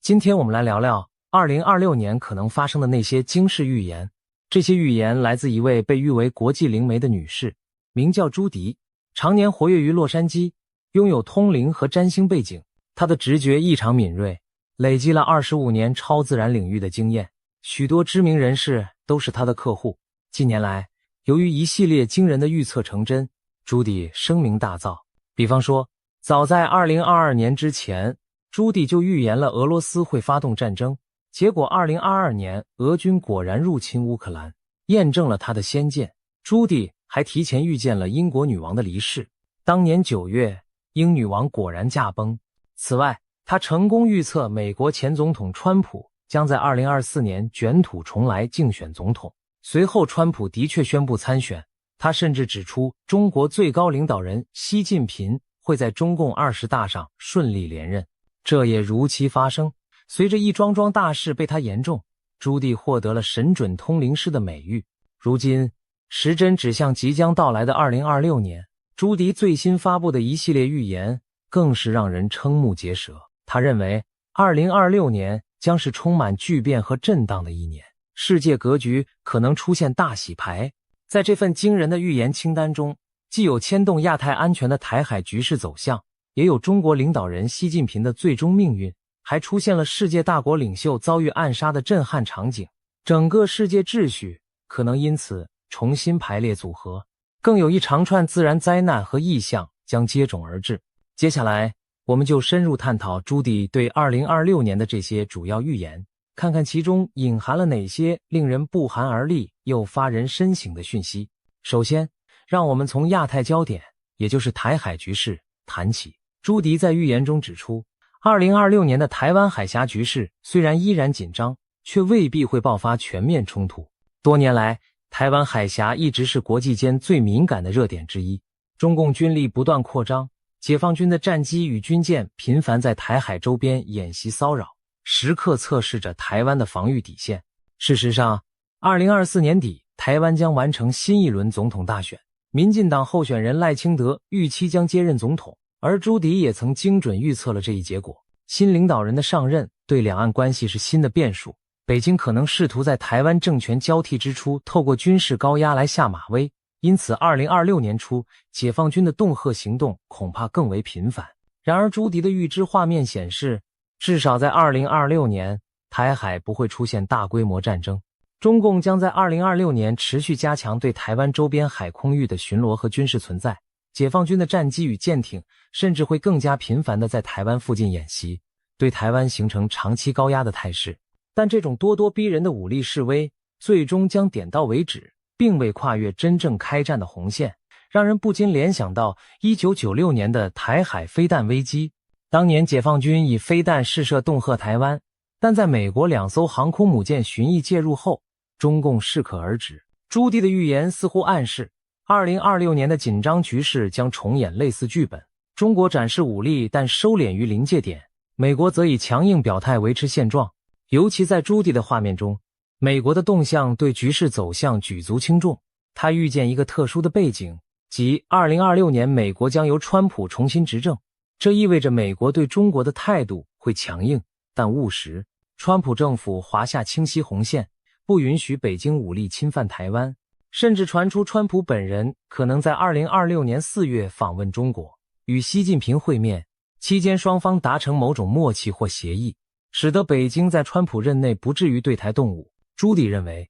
只要美中之间保持一定程度的沟通与交易，北京就会暂时收敛，在台湾问题上避免直接触发与美国的全面冲突。换言之，2026年的台海局势虽然持续紧绷，军事挑衅此起彼伏，但真正大战一触即发的危机将被国际力量所遏制。然而，这种不战不和的局面对台湾而言仍充满压力与挑战。朱迪提到，北京在经济和外交上也会对台湾加大打压力度，比如透过贸易制裁、阻挠台湾参与国际组织等手段来孤立台湾。不过他强调，这些手段对台湾核心产业的影响相当有限，特别是台湾最关键的晶片半导体产业，尽管面临来自大陆的掣肘，预计仍将正常运转，继续在全球科技供应链中扮演不可或缺的角色。换句话说，中国对台湾施加的经济与科技限制无法真正摧毁台湾的产业优势，台湾经济仍将保持韧性。面对高压威胁，台湾民众也展现出坚定不屈的意志。政府积极强化防务部署，争取更多先进武器，同时全社会提高警觉，频繁演练各种防空、防灾措施，以备不时之需。可以说，台湾将在风雨飘摇中锻炼出更强的生存能力，继续在夹缝中坚毅前行。值得注意的是，朱迪在预言台海局势时，还透露了一桩令人匪夷所思的神秘现象。他表示，2026年，人类可能会目睹海洋深处出现一系列诡异的绿色光体，就好似一支潜伏于深海的绿光舰队在暗潮下穿梭。这些绿光物体并非任何常规船只或自然现象，被视为某种不明物体，极可能与外星智慧的活动有关。更惊人的是，他警告这些海底的绿色光点，未来恐会对美国的国家安全构成威胁。试想，在紧张对峙的台海周边海域，除了人类的军舰潜艇之外，若还潜伏着未知势力的神秘舰队，将会给台海局势平添多么扑朔迷离的变数。如此场景，恐怕连美国太空总署、NASA 等权威机构目前都讳莫如深，不敢轻易公开谈论。但朱棣的预言已经抛出了一个引人深思的问题：难道在台海波涛之下，还隐藏着我们未解的秘密？谈完台海，我们再把目光转向北京的中南海。朱棣的预言清单中，一项引人注目的内容，就是中国最高领导人习近平在2026年前后的命运走向。在现实中，习近平自2012年接掌中国以来，打破了中共领导人任期和年龄方面的惯例。他废除了国家主席的任期限制，并在2022年成功连任第3个任期，一路集权至今，成为中国执政时间超过10年的强势领袖。然而，习近平会一直掌权下去吗？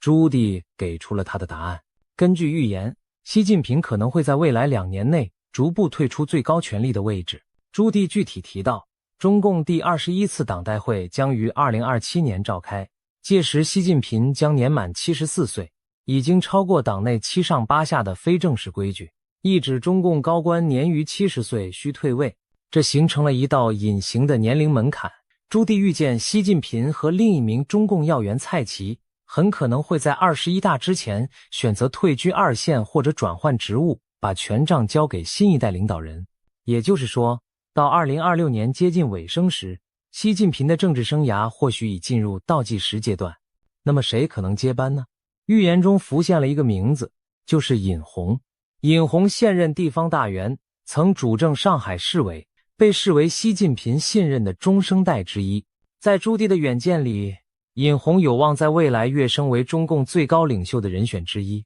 此外，一个备受关注的名字也出现在朱棣的预言中，这个名字就是胡海峰。胡海峰是前国家主席胡锦涛之子，目前担任地方官职。朱棣暗示，胡海峰将来有可能获得更高的政治地位，成为中共权力舞台上一支不可忽视的力量。如果这些预言成真，中共内部将上演一场新老权力的交接，延续10多年的习近平时代也将告一段落。要知道，习近平在位期间大力反腐，清洗政敌，修改宪法集权，确立了他在体制内的绝对核心地位，如今却可能因年龄和内斗压力不得不放权。这个转折本身就极具戏剧性。朱棣进一步指出，在通往权力交接的过程中，习近平可能会遭遇健康和内部压力的双重问题。他的预见显示，2026年前后，习近平因中共内部权力斗争和沉重的执政压力，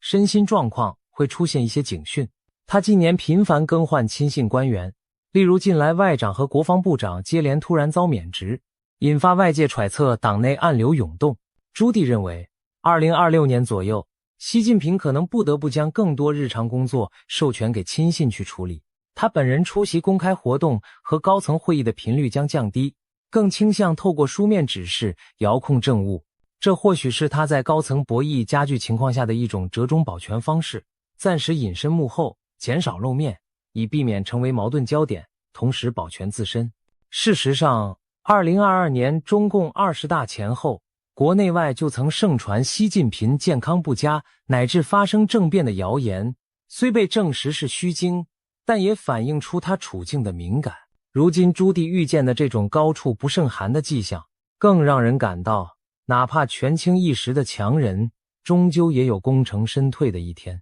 如果朱棣的预言可靠，那么2026年对中国政坛而言将是历史性的一年。一方面是习近平统治篇章的落幕，另一方面是新势力的崛起。试想，习近平这位自21世纪第2个10年以来中国最具权势和影响力的人物，可能在短短2年内慢慢淡出权力核心，这对中国乃至全球政局的意义都将非常深远。届时，北京高层的每一丝动向都将牵动各方神经，谁将接班，政策路线会出现什么变化，中国社会将如何适应后习时代，这些问题目前都笼罩在未知之中。但朱棣的远见至少提供了一种可能，习近平的结局也许不是遭政变推翻或意外身亡，而是随着年岁渐长和党内压力增大而有序淡出，把位子让给继任者。如果这种相对平稳的过渡能够实现，对中国而言或许是一种幸运，意味着权力交替将在体制内完成，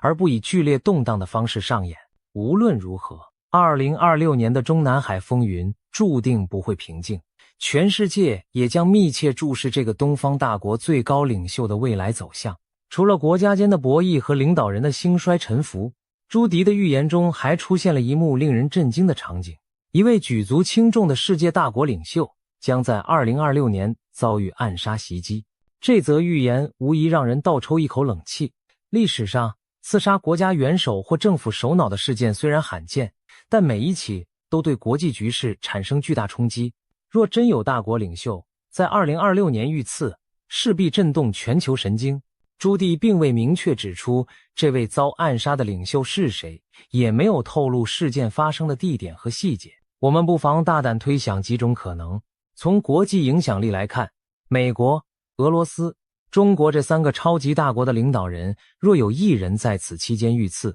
无疑称得上大领袖级别的震撼。从地缘政治的敏感度来说，俄罗斯总统或美国总统，甚至中国最高领导人，一旦遭遇此劫，都将引发不可预料的后果。例如，如果是俄罗斯总统普京遭到暗杀企图，俄罗斯国内政局可能巨变，乃至影响正在进行或刚结束的战争走向。如果是不久后上任的美国总统遇刺，美国政治体系和社会都将经历滔天巨浪，全球盟友也会陷入恐慌。至于中国领导人如果遭袭，更是几十年未见的巨变，会令世界对中国政局的稳定性产生极大疑问。当然，也不能排除其他地区的重要领袖成为目标，像某欧洲强国的总理或中东地区的君主。无论是哪种情况，朱棣的预言都提醒我们，2026年世界可能面临一起震撼性的政治事件，一个位高权重的领袖人物将命悬一线，生死未卜。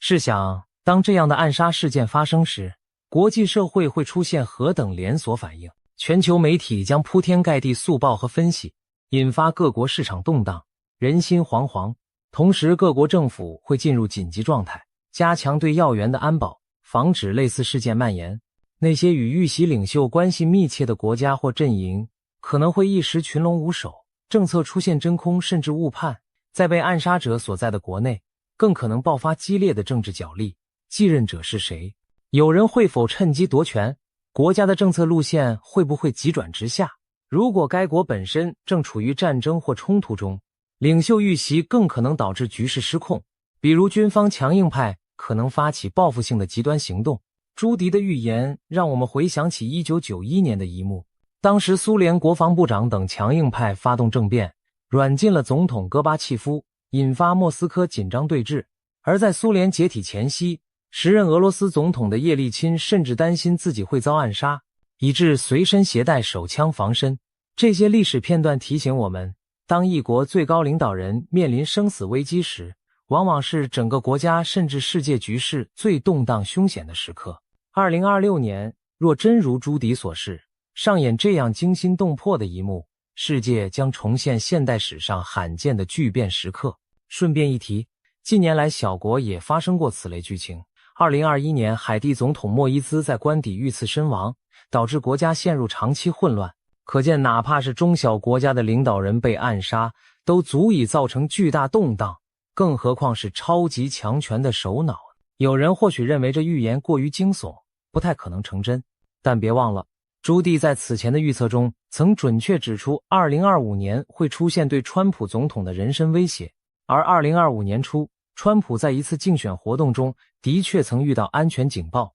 可见他并非凭空危言耸听。尽管我们无法确知细节，但朱迪的远见等于给世界提了个醒，明年的国际舞台上不仅会有宏大的地缘政治较量，也可能上演惊险的个人命运戏码。一颗子弹或一场爆炸就可能改写历史进程。在这充满不确定性的预言背后，人们也许会更深刻地体会到和平与安全的脆弱。哪怕站在权力巅峰的领袖，他的生命也可能瞬息之间受到威胁。2026年，我们或将见证一次现代史罕见的巨变，一位世界强权的领袖命悬一线，其后续影响将如多米诺骨牌般波及全球。当一位大国领袖遇刺，东方强人即将交棒之际，朱迪预言的2026年还隐含着更宏观的变局，世界秩序将面临一次大洗牌。这场大洗牌涉及国际权力格局和盟友关系的重大重组，以及几场决定未来走向的地缘政治事件。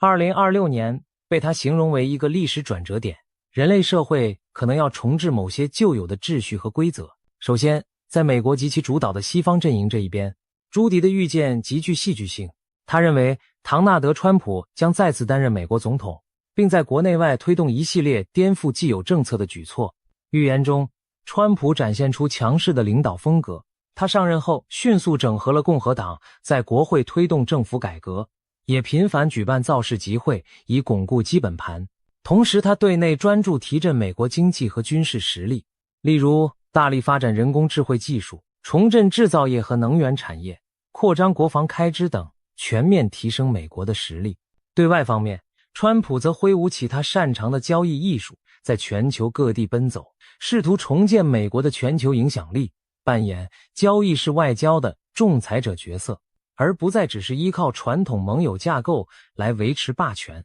尤其值得关注的是，朱迪预期川普在2026年将促成几件关键的国际大事。一是为俄乌战争带来外交解决方案。朱迪预见，美国在川普主导下可能出面斡旋俄罗斯与乌克兰达成某种和解，例如冻结战线、俄军部分撤出占领区等，终结这场拖累欧洲的流血冲突，为自2022年以来的这场战争画下句点。如果成真，这将是欧洲近年最大的转折点之一。战火平息后，乌克兰将加速融入欧洲体系，甚至朝加入欧盟的方向迈进，而俄罗斯也不得不收缩拳头，调整战略。二是中东局势的重大重组。预言提到，以色列总理内塔尼亚胡可能因国内对其交换人质的不满而提前在2026年6月举行选举，但由于缺乏有力的反对派，他预计仍将胜出再任总理。此外，更大的消息是，川普政府可能在背后推动以巴双方走向和谈，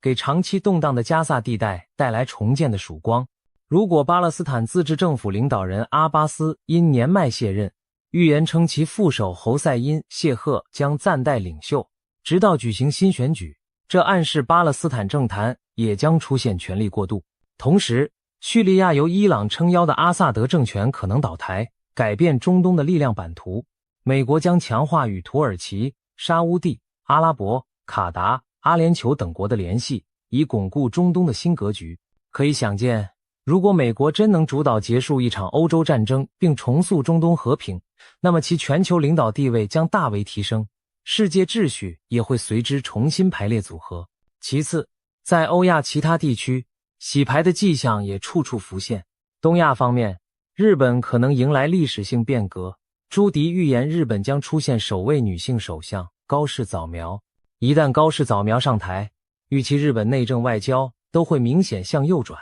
更加强硬地捍卫国家利益，包括放宽武器出口限制、扩充军备以及加强情报网络建设。日本的这一转向将使其在亚太格局中扮演更积极且独立的角色，也势必影响未来中日关系和美日同盟走向。再看英国，伦敦政坛也在酝酿变局。预言暗示，脱欧派旗手奈吉尔·法拉吉将成为下一任首相的有力竞争者。如果法拉吉真的入主唐宁街10号，英国的政治光谱将明显右移，对欧盟的态度可能更加强硬或另辟蹊径，与美国的关系则可能更加紧密。欧洲大陆方面，法国总统马克宏被预言在推动2026年预算时遭遇执政危机，可能被迫解散国会提前选举，为法国政局投下不确定性阴影，也可能动摇外界对欧元区经济的信心。意大利和日本类似，经济增长预测低迷，不足 1%， 显示传统强国在新秩序下面临的压力。相反地，印度正崛起为全球第4大经济体，已超越日本。在安达曼海发现的大型油田将大幅增进其能源自给能力。同时，印度积极发展半导体和人工智慧产业，并透过强有力的政府举措扶植高科技，与美国的双边贸易额节节攀升，预计在2026年达到3000亿美元规模。在新的世界秩序中，印度正成为一支无法忽视的力量，在经济和科技上与中美分庭抗礼。除了超级强国之外，一些区域国家的政局变化同样折射出世界秩序洗牌的趋势。比如中东的沙乌地阿拉伯正完成庞大的产业计划，如朱拜尔工业城第2期工程，继续朝区域强权地位迈进。巴基斯坦则重新加强与美国的关系，试图凭借自身的石油和矿产储备，在中东扮演更重要的稳定角色。东南亚方面，泰国将推出新的永续生态旅游法规，越南也计划出台环境保护法令，以在全球价值观新潮流中站稳脚跟。新加坡将开设最大的综合门诊和科学中心，并在年末完成连接马来西亚柔佛的捷运线，继续巩固区域创新枢纽的地位。这些种种发展显示，各国都在为适应新的国际环境而调整策略。值得一提的是，朱迪的预言中有几个国家被视为2026年最安全稳定的世外桃源，包括加拿大、阿联酋、澳大利亚、荷兰、瑞士、丹麦、纽西兰以及日本。看来在风云变色的年代里，这些国家将相对保持平静与繁荣，成为动荡世界中的避风港。综合来看，朱迪描绘的2026年世界正走向一个旧平衡被打破而新平衡尚未稳固的阶段。美国试图重新掌舵国际秩序，但方式较以往更灵活实用。中国在领导人交替和内部转型中暂时收敛锋芒。欧洲内部政治经济充满变数，新兴力量如印度等则抓住机遇迅速壮大。同时，一些令人匪夷所思的因素也在浮现，比如前述与外星文明有关的征兆。世界秩序的大洗牌往往意味着动荡与机遇并存。对许多国家而言，这既是挑战，也是重新定位的契机。新的同盟可能形成，旧的对立可能淡化或转移，共识与冲突都将在重组后以新面貌出现。大体而言，朱迪眼中的2026年世界轮廓大致如下：美俄握手言和，中东重归稳定，中美重新谈判，欧亚权力消长，新势力崛起。许多情节磅礴存在于昨日还令人难以置信的剧本里，然而一旦预言成真，无数普通人的生活将被改写。对于身处这场巨变中的我们而言，也许要等到亲历其境，才真正理解这场秩序洗牌的意义和代价。每一代人或许都会见证一次世界的改组，而2026年或许正是我们这一代的分水岭。如果说上述政治预言已经够让人心惊，那么朱迪对2026年的灾难清单更是让人不寒而栗。他的远见中，2026年地球将遭遇一连串极端天灾与异象，考验人类社会的韧性。我们不妨按类别逐一梳理这份灾难清单。首先是来自太阳的威胁。朱迪预警2026年太阳活动将异常活跃，强烈的太阳风暴可能袭击地球，引发地磁扰动。届时，全球通讯系统会因太阳风暴而大范围故障，多个国家可能出现网络中断、卫星讯号丧失的情况，一些电力和导航系统也会受到影响，进而危及交通和工业运行。人们或许将首次真切感受到，我们高度依赖的科技文明在宇宙力量面前是多么脆弱。当网络和卫星导航突然失灵时，城市可能陷入混乱。这绝非危言耸听。在朱迪的预言里，太阳的怒火提醒着整个地球村，我们头顶的那颗恒星既赐予生命，也能带来灾难。人类在太空天气面前依然缺乏足够的防范能力。接下来，大气异常将引发极端天候。预言显示，2026年的冬季气候反常，全球多地将出现剧烈的寒潮和热浪交替。北美洲北部、中西部地区将遭遇远超往年的严寒，狂风呼啸，大雪封门。一些平日温和的地区也将被寒气笼罩。同时，东亚和欧洲部分区域却可能相对暖或少雪，气候模式大乱。而在夏季，欧洲的西班牙、葡萄牙等国将经历破纪录的热浪炙烤，酷暑引发干旱和野火。意大利则可能持续干旱少雨，农作物欠收。全球气候磅礴，愈发两极化，异常高温和严寒在不同地区此起彼伏。气象混乱的一年将对各国的能源供应、农业生产和民生造成严峻挑战。随着大气动荡，风暴与洪水也接踵而至。朱迪的清单中明确提到，2026年将有毁灭性的热带气旋侵袭亚洲，台湾、菲律宾和中国东南沿海将遭受超强台风的正面攻击，狂风暴雨所到之处，基础设施和城镇建筑将受到严重破坏。大批居民被迫疏散。另外，菲律宾中部的坎拉翁火山预计在2026年喷发，其火山灰将飘散至泰国和中国南方部分地区，导致空气品质恶化和航班中断。东南亚多国如越南、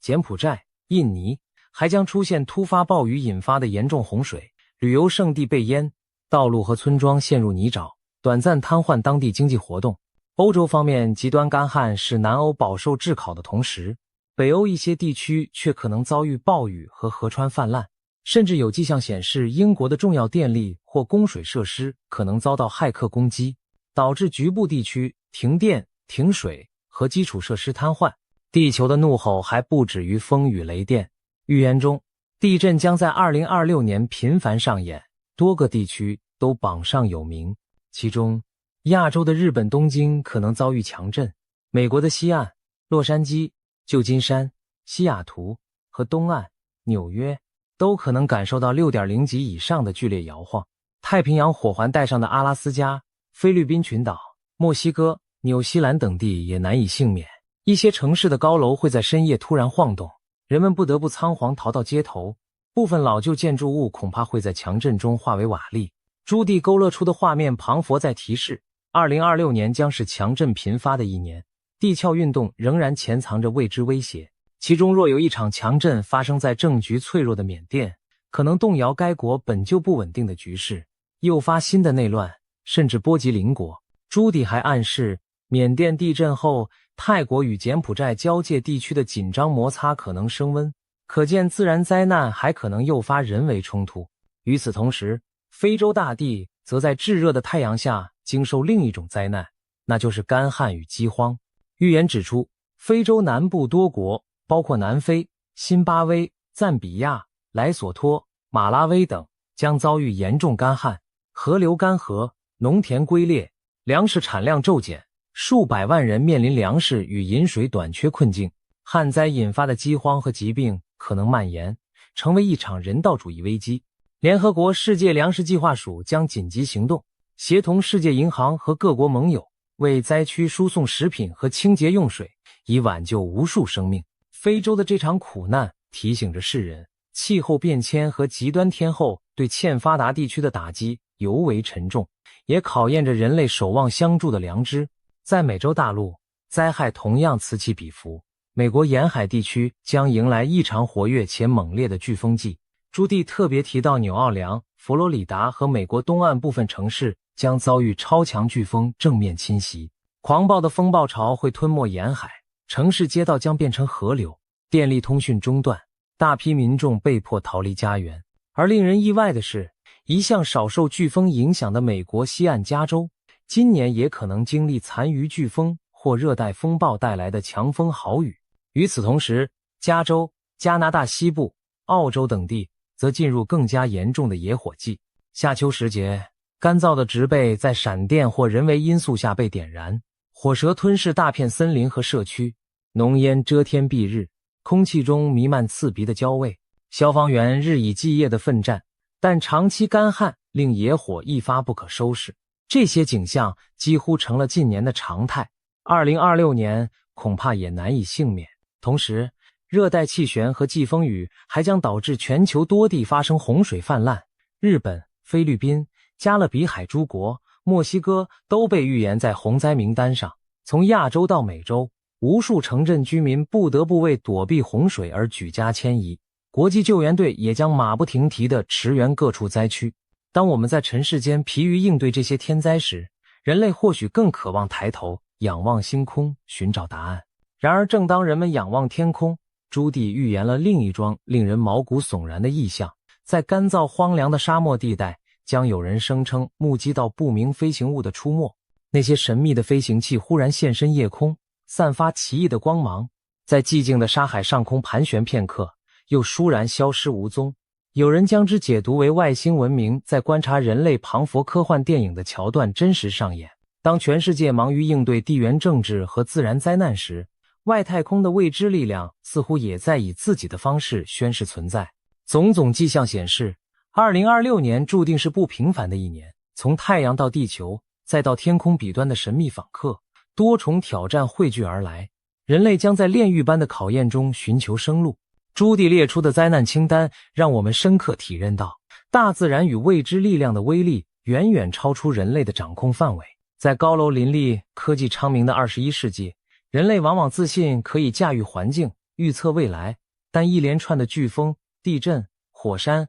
和来自天际的风暴就足以轻易颠覆这种信念。如果2026年的景象真如预言所述，我们唯有加强全球合作，共同提升防灾减灾能力，同时对天地心存敬畏，唯有尊重大自然的规律，谦卑审慎的发展，我们才能在灾难频仍的未来求得生存与延续。回顾朱迪对2026年的整体预言，我们彷佛看到一幅充满戏剧性和矛盾交织的未来图景。国际政治上大国角力与罕见事件并存，科技进步与伦理挑战相伴，自然界中灾害频仍又奇事丛生，给人类社会带来重重考验。这些预言有的耸动惊人，有的发人深省。我们不禁要问，假如这一切真的发生，我们准备好了吗？也许有人对这些超前的预知持半信半疑态度，但历史告诉我们，许多改变世界的时刻往往在发生前都很少有人预料到。朱棣的天赋让他在混沌中瞥见未来的一角，虽然未来始终充满变数，但他的远见给我们提供了一种独特视角，把可能发生的危机与转机预先展现在我们眼前。他提出这些警示，并非让人陷入恐惧绝望，而是提醒世人保持警觉和思考。如果2026年真如朱棣所言，是一个破旧立新的历史关口，那么身处其中的我们或许也该重新审视什么才是真正重要的。当政权更迭、秩序洗牌时，我们能否从历史的兴衰中汲取教训，避免重蹈覆辙？当天灾人祸接踵而至时，我们能否团结合作，以人性的光辉战胜困难？朱棣预言中的一个细节耐人寻味，他说2026年将带有一种精神性的震动，世界各地的人们会开始反思什么才是真正重要的，古老智慧将重新回到人们的文化、政治生活中，大众重新学习如何用爱与智慧连结彼此，共度难关。也许在至暗时刻，我们反而能找回久违的同理心和精神价值，为破碎的世界带来一丝疗愈与希望。当然，预言毕竟只是预言，未来尚未发生，一切仍有转圜余地。或许正因有人提前看到了危机，我们才有机会提早防范并加以改变，让未来朝更好的方向发展。朱迪这位国际灵媒，用他震撼人心的预言为我们敲响了警钟，同时也提供了一线希望的曙光。对于即将到来的2026年，我们所能做的，也许就是怀着敬畏与勇气，脚踏实地走好每一步路。因为无论预言如何描述，真正决定未来走向的，最终还是我们人类自己。让我们怀着谨慎而积极的心态，迎接2026年的到来吧。即便前路险峻，人类文明仍在继续进步。届时，全球将共同举办史上首次由美国、加拿大和墨西哥合办的世界杯足球赛。体育盛宴或许能在动荡中凝聚人心。美国太空总署预计在该年创造历史，送首位女性航天员登上月球，重新点燃人类探索太空的热忱。科技和医疗领域也传来捷报，科学家将利用 3D 列印技术帮助瘫痪患者重新站起，人工智慧辅助诊疗，让疑难杂症更快获得准确诊断。即便风雨欲来，人类并非束手无策，在许多方面我们依然勇敢前行。或许风暴无可避免，但当乱云飞渡之际，我们仍可以选择守护希望，在巨变中寻找成长，在灾难中磨砺智慧。愿朱迪的预言能为我们点亮一盏警示的明灯，使我们在面对未知未来时更懂得团结、自省与珍惜。2026年会否成为人类历史上刻骨铭心的一章，只有时间能回答，而我们要做的就是珍惜当下，放眼未来，为任何可能的风浪做好准备。今天全世界各地的神秘预言纷纷出炉，不约而同指向一件事：2026年恐怕将是动荡不安的一年。从东方到西方，无论是泰国的灵媒、印度的占星师，还是美国的通灵者，都发出了惊人的警告。未来几个月内，是否真的会有战争爆发？一场前所未见的瘟疫是否正在逼近？甚至连去年离奇身亡的明星于朦胧，似乎都透过灵界带来了某种天机。今天我们就来深入探讨这些预言背后的故事，看看2026年究竟隐藏着什么样的危机与转机。首先要讲的是泰国最近声名大噪的预言家普莱师傅。这位被称为泰国第一神婆的灵媒，在当地可是备受瞩目。为什么大家这么相信他？因为普莱的几次预言精准应验，让人不得不佩服他的天线之灵敏。地震先见，2025年他成功预言了邻国缅甸将发生强震。果然当年3月，缅甸边境发生7级左右的大地震，与他事前的警示不谋而合。高楼倒塌，同样在去年，他曾描述过一个曼谷摩天大楼倒塌的画面。不久后，曼谷某高层建筑发生结构事故，场景与他预见的惊人吻合，洪水成真。更神的是，早在2025年初，普莱就提醒泰国人注意，年底时泰国将有一场特大水灾，地点在一个名字以泰文字母 S 开头的府。许多人当时半信半疑，结果2025年11月下旬，泰国南部真的遭遇300年一遇的大洪水，重灾区正是宋卡府 Songkhla， 泰文 S 开头。而当时新闻画面中的灾情与普莱先前描述的情境高度重合。因为有这几桩战绩打底，当普莱最近在节目受访时语气凝重地表示2026年恐怕会比2025年更凶险时，所有人都竖起了耳朵。他到底说了些什么惊人的预言呢？首先，普莱警告，今年可能会出现极端情况，也就是火灾、水灾与战争尽可能同时发生。火灾和水灾指的是剧烈的天灾，比如严重的火灾、洪水，而战争二字更是让人倒吸一口凉气。如果这3种灾难一起出现在同一时间，那将是多么混乱可怕的局面。接着，他特别提醒航空安全问题。普莱指出，2026年与飞机相关的事件都会非常惊人，恐怕会发生严重的航空意外。因此，他郑重呼吁各大航空公司务必要做好飞机的维护与安全检查。这番话令许多经常搭机出差或旅游的人心中忐忑，难道今年会有重大空难发生吗？当节目主持人追问他，今年会不会有令人震惊的新闻事件，只见普莱脸色凝重，低沉地回应了一个词：是的。现场空气仿佛瞬间凝结。他随即补充说，他无法确知那惊人事件会发生在何处，只是真心希望它不要发生，还说了一句，希望这只是我的一场梦。短短一句话，透露出他对自己所见画面的恐惧与不安。然而，让人脊背发凉的是，普莱话锋一转，提到了比战争更可怕的东西。他强调，2026年最可怕的并不是战争本身，而是一种从未见过的新东西。什么新东西能比战争还可怕？普莱随即揭晓了答案，一场前所未见的新疾病。是的，在普莱看来，今年可能出现一种全新的传染病。他形容这种病结合了古老病毒的特性和人为实验室改造的成分，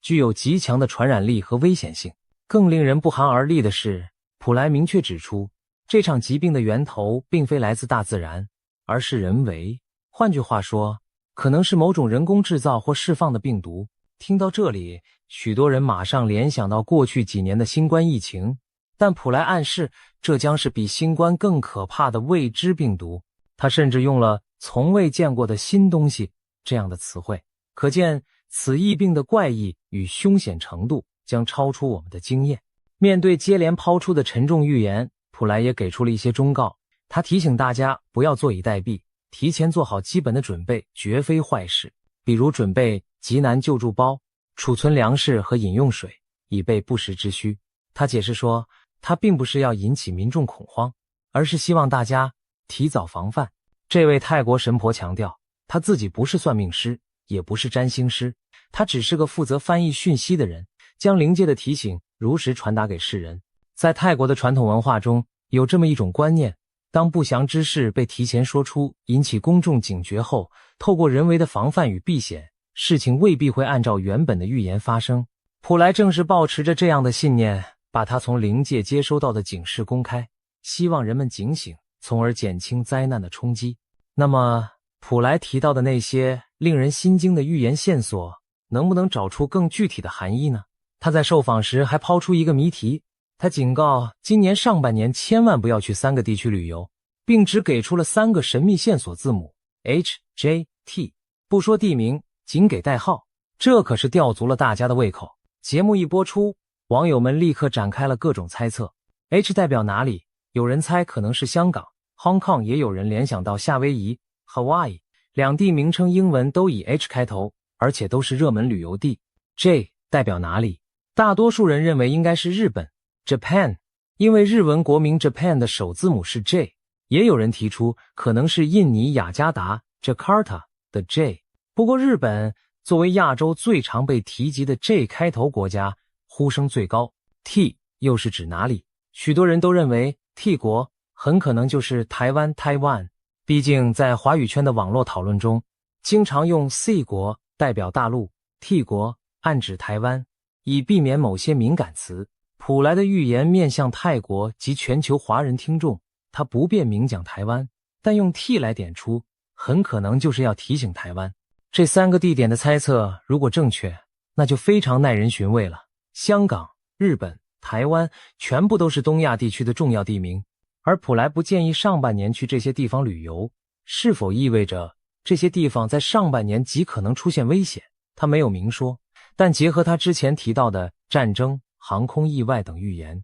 不禁让人联想，会不会正是在亚洲这一带有潜在的军事冲突或灾难风险？尤其台湾是否真的可能在近期卷入战争？其实不只是普莱，放眼全球，近期各路知名预言家都释出了对2026年的警告，而且许多内容出奇的相似，仿佛世界各地不同背景的人都看到了类似的未来图景，这难免让人心惊。难道真有大事将至，连预言者们也不约而同地感应到了？先来看看欧洲的传奇预言家盲眼龙婆巴巴万加。这位已故的保加利亚女性预言家虽然在1996年离世，但她过去留下的预言中已有许多惊人命中，包括苏联解体、911事件等，因此在国际上赫赫有名。如今每当进入新年份，她的预言总会被拿出来对照，而针对2026年，龙婆的预言内容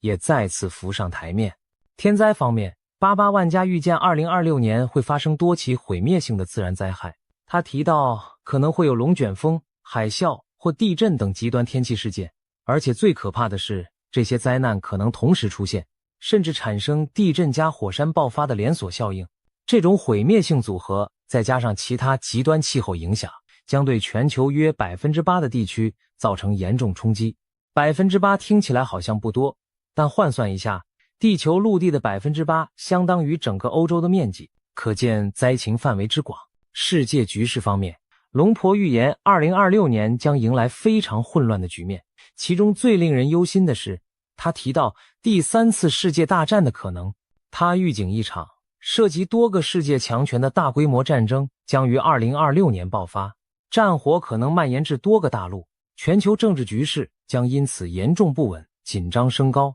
换言之，他看到了世界大战级别的冲突隐患。具体地缘细节，有传言指出，巴巴万加曾说大陆将接管台湾，而俄罗斯与美国之间将出现直接对抗。这听起来是不是很耳熟？没错，这几乎就是台海冲突引发中美俄卷入的格局。如果中国大陆真的动手，武力犯台，台湾被接管，那美国势必要有所行动。俄罗斯作为中国的战略伙伴也可能掺和，一来一往，正是一幅大战爆发的场景。经济方面，龙婆还预言了新的全球经济危机。他提到2026年可能出现第3次全球性的金融危机，至少是一场重大经济衰退。这可能包括股市崩盘、恶性通货膨胀，甚至货币体系的瓦解。在战争阴影下，经济剧烈动荡并不奇怪。如果战争与经济危机双重爆发，那真是对人类承受力的巨大考验，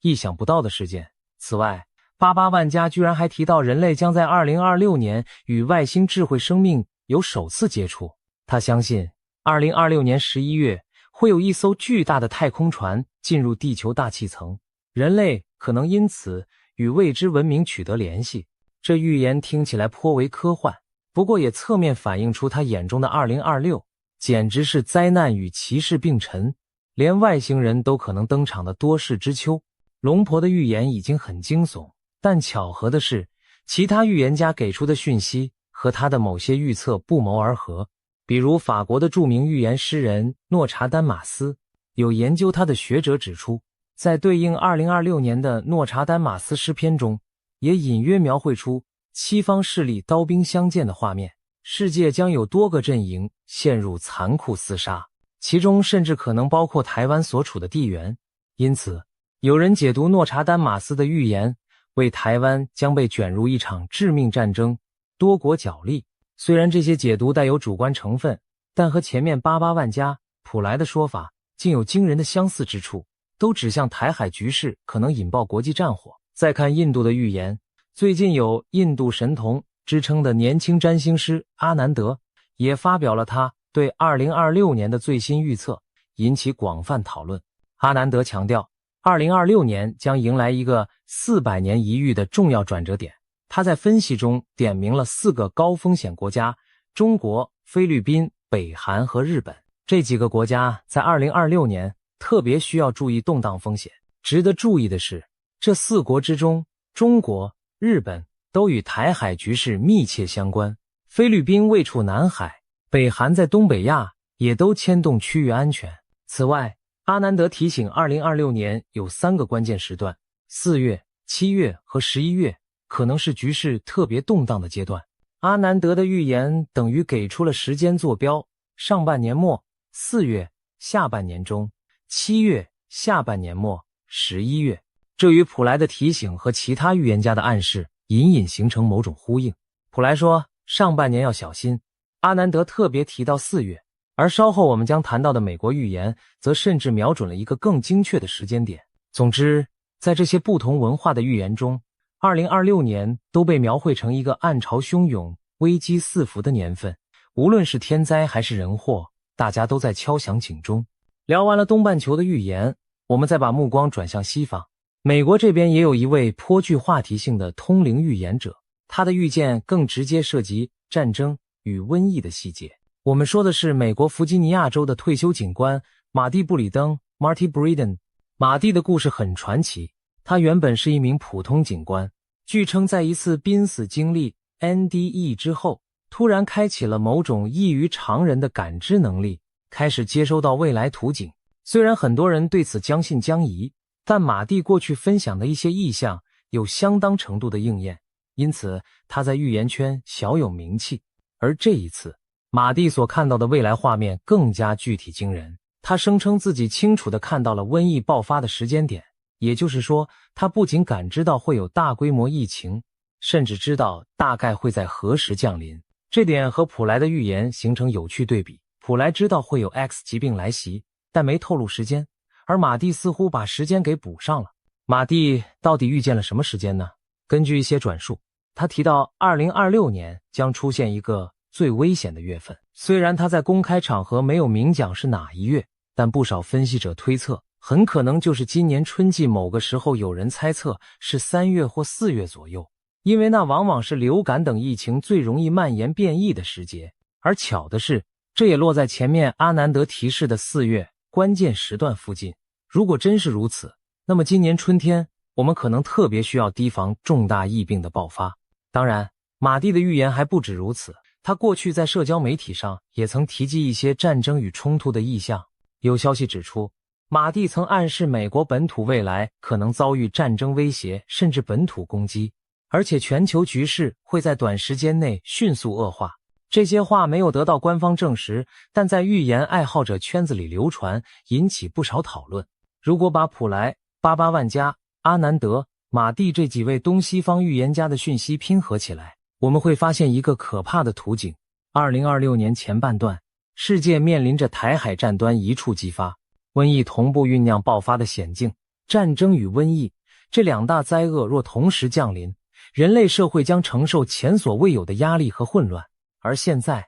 就有迹象显示，这一切并非空穴来风。最直接的迹象就来自目前的中国大陆。进入今年冬季以来，中国多地的流感疫情突然大幅升温，医院里人满为患。根据中共疾控中心自己公布的数据，今年的流感季是近4年来最严重的一次，感染率激增，而且许多患者症状来势汹汹，高烧不退，让人隐约觉得不同寻常。然而，更诡异的现象出现在去年11月底开始的夜空中。有报道指出，从11月下旬起，中国大陆足足有10多个省份的居民发现深夜时分天空中有大量无人机飞行。这些无人机通常在半夜3更出没，没有亮明标识，在城市上空反复盘旋，对着居民区喷洒某种无法确定的液体。这些场景被许多惊疑不安的民众用手机拍了下来，上传到网络上，引发轩然大波。试想，黑夜里，一架架无人机在头顶低空飞过，发出嗡嗡声音，然后洒下一阵阵雾状液滴，这是何等令人毛骨悚然的光景。官方没有对此做任何公告说明，因此民间流传着各种猜测。有人说，这可能是地方政府在偷偷进行防疫消毒作业，因为当时流感在各地爆发，他们或许用无人机空中喷洒消毒水或者杀菌剂，希望深夜作业不影响白天秩序。但也有人提出质疑，如果是正当的防疫消毒，为何不提前通知市民？而且中国从未大规模用无人机半夜全程消毒过，这种做法前所未闻。更让人不安的是，许多经历过无人机消毒的居民反映，在无人机喷洒之后，空气中残留一种奇怪的烧焦味，随后不少人出现了头痛、发烧、恶心等身体不适症状，而且这些症状持续了10多天，仍未痊愈，比一般流感还缠人。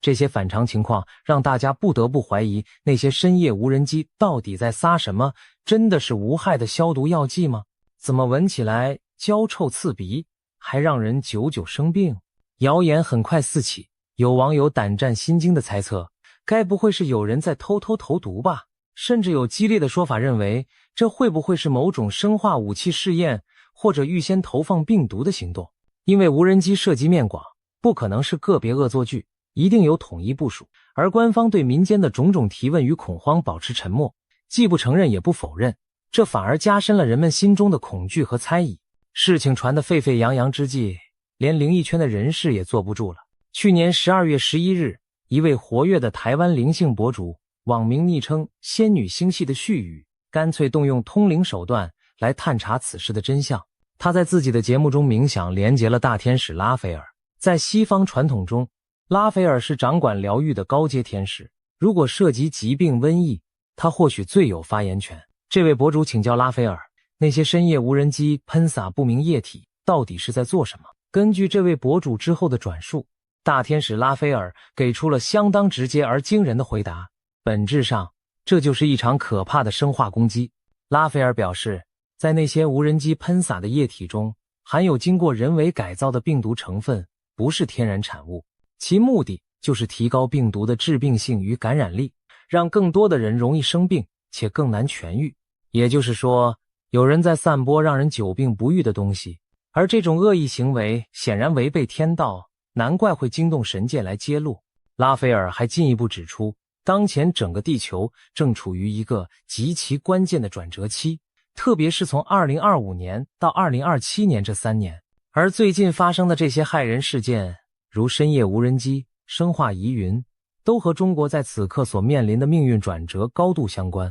言下之意，中国正在经历一场重大的变局，而瘟疫可能正是这场变局中的一环。天使的这番揭露令人背脊发凉，若其所言属实，那意味着最近中国的怪异疫情并非自然爆发，而是人为刻意策划。有人也许会问，谁会疯到在自己国土上释放病毒，害自己人民？但历史上苦肉计并非没有先例。有阴谋论者认为，或许是某些势力为了转移国内矛盾或创造非常状态，不惜引爆一场疫情来达成政治目的。这种推测听起来骇人听闻，却并非全无根据。至少拉斐尔的灵讯和普莱的预言都划出了同样的重点，一种人为的致命疾病正在酝酿。如此看来，普莱口中的那个从未见过的新东西，很可能就是这场人造瘟疫。而他强调，2026年最可怕的不是战争，而是瘟疫。或许正是因为战争的导火索之一其实就是瘟疫。想象一下，如果在社会陷入瘟疫肆虐的混乱时，中共当局会作何反应？历史告诉我们，集权政府往往会选择对外挑起冲突，以转嫁危机。所以一旦国内问题压不住，台海局势反而更危险。对内用瘟疫控制人民，对外用战争激发民族主义，可能就是某些人的生存策略。现在我们把目光再度投向台海局势本身，毕竟我们的影片标题就直指这一点。3个月内 C 国 T 国开战，前面综合各种预言已经看到，台湾确实被多方点名为可能发生大事的地区。那么究竟有多大的概率在短期内爆发两岸军事冲突？在这方面，来自英国的预言家克雷格·汉密尔顿·帕克给出了一个极具戏剧性的剧本。帕克是当今欧美颇受瞩目的预言家之一，他曾成功预言川普当选、英国脱欧，甚至俄乌战争等，因此拥有不少粉丝。帕克在去年底，西元2025年12月30日，发布了一支影片，专门预言2026年的世界走向。他开门见山地将2026称为清算之年，并且特别提到一个重要时间节点2月。帕克说2026年2月左右将是世界局势的转折点，恰巧2月17日是农历新年，届时生肖将从兔转马，进入中国传统所称的火马年。火马年在东方被视为多灾多难的年份，60年一轮回，而上一次火马年是1966年，那年中国爆发了10年浩劫的文化大革命。如今60年过去，一个甲子轮回，帕克暗示2026年火马年天下大乱，大灾大难恐将重演。具体到台海，帕克预言在台湾海峡可能会出现一起飞机或潜水艇相撞的事件，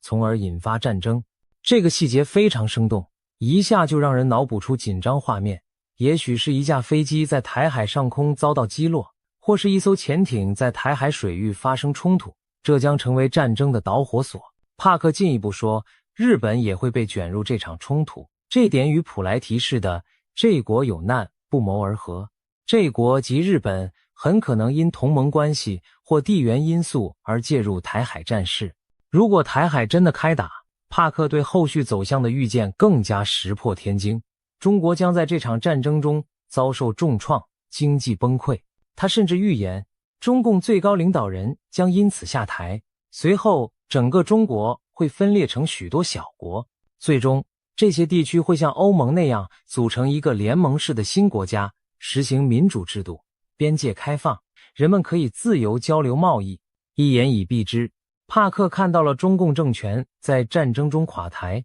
中国政局翻天覆地的景象。这番预言可谓惊世骇俗。然而有意思的是，他和之前88万家的说法竟有某种互补印证的味道。88万家说大陆接管台湾，世界大战，全球经济衰退。帕克说中国因战争崩溃，政权更替，社会重组。两人角度不同，时间线稍有出入，但都指向台海冲突引爆东亚乃至全球大乱局，以及中国自身在劫难逃。而经济层面，帕克预言中国经济崩盘，中共垮台，88万家则预言全球金融危机，不约而同地把2026形容成旧秩序崩解之年。如果真如他们所言，那将是我们这一代人从未见过的大巨变。要知道，中国是当今世界第2大经济体，13亿人口，一旦政局巨变，其影响之深远难以想象。这也让人想到一句中国俗语，不是不报，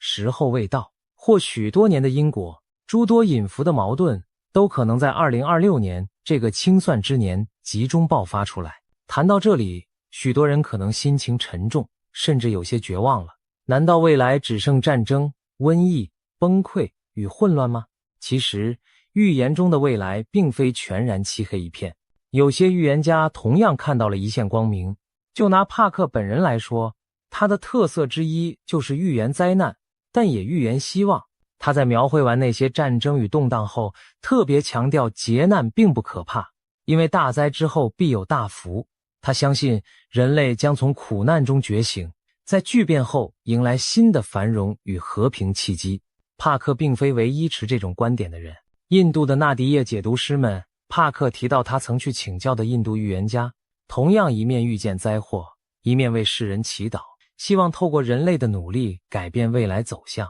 泰国的普莱也是以提前预警来减轻灾难发生的可能性。这些预言背后其实隐含着一个共同信念，预言的目的不是让人坐以待毙，而是唤醒人们主动去改变命运。在讨论如何清算、救秩序、揭穿谎言这方面，有一件发生在2025年中国的离奇事件不得不提，那就是于朦胧坠楼案。这起事件既是娱乐圈的谜团，也是坊间公认的黑幕案件。令人意外的是，它也隐隐和预言界产生了联系，甚至被形容为于朦胧从灵界带来的天机。这到底怎么回事呢？先简述事件。于朦胧是一位中国大陆人气男演员、歌手，生于1988年，出道以来形象阳光，事业顺利。岂料2025年9月11日凌晨，于北京出席一场私人聚会后，于朦胧被发现从所住公寓5楼坠落身亡，年仅37岁。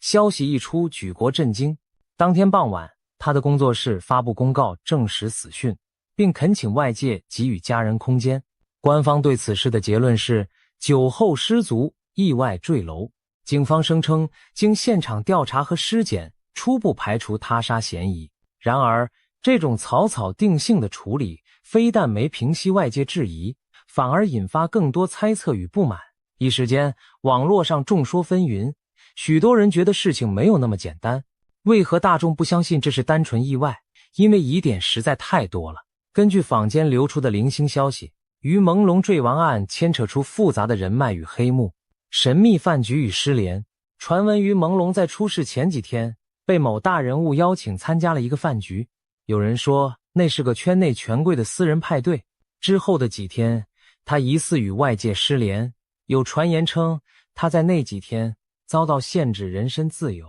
USB 机密，网上疯传一种说法，于朦胧手上掌握了一个 USB 随身碟，里面藏有某些高层人士的惊天罪证，例如涉及洗黑钱的机密资料，他因此成为被灭口的目标。这传闻无从证实，但广为流传，暴力与他杀嫌疑。更惊悚的爆料称，于朦胧在死亡前曾遭受长达数日的软禁拷打，期间受到非人虐待，等到人不行了，对方布局制造出醉酒坠楼的假象。有匿名网友列出了所谓14大疑点，包括他的伤痕、手机遗失、现场监控缺失等等，指向这并非单纯意外。官方冷处理，警方虽迅速结案，但却未公开完整调查报告，对网上讨论也严加管控。不但相关话题被降热度，一些知情人发声后也很快晋升，让人更加怀疑是不是有高层指示压下此案。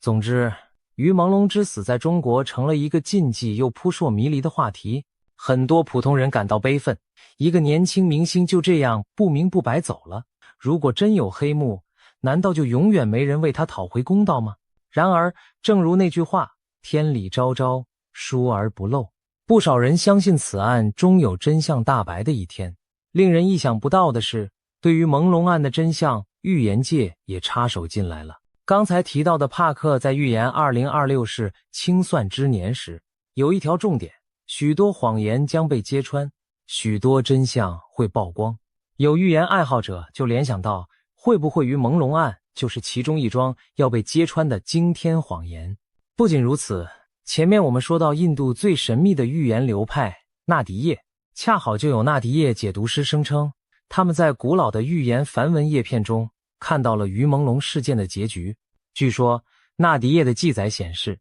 在2026年3月至6月期间，朦胧案的真相将以某种另类方式浮出水面。所谓另类，或许指的不是透过官方调查，而是透过其他意想不到的渠道或爆料。如果这个预言成真，那真是峰回路转，正义昭彰。想象一下，也许会有关键证人突然现身，或是一份影像录音曝光于世，揭开幕后黑手的面目。总之，就是现在被压下去的真相，终究会在2026年上半年大白于天下。这无疑呼应了帕克的清算主题，过去的罪恶将被清算，隐藏的真相将受审判。更巧妙的是，许多人发现朦胧这两个字本意就是模糊不清，于朦胧暗，如今真相不明，正如它的名字一样朦胧。但如果照预言所说，几个月后真相大白，那岂不是朦胧、模糊，即将告别人间，尘埃落定？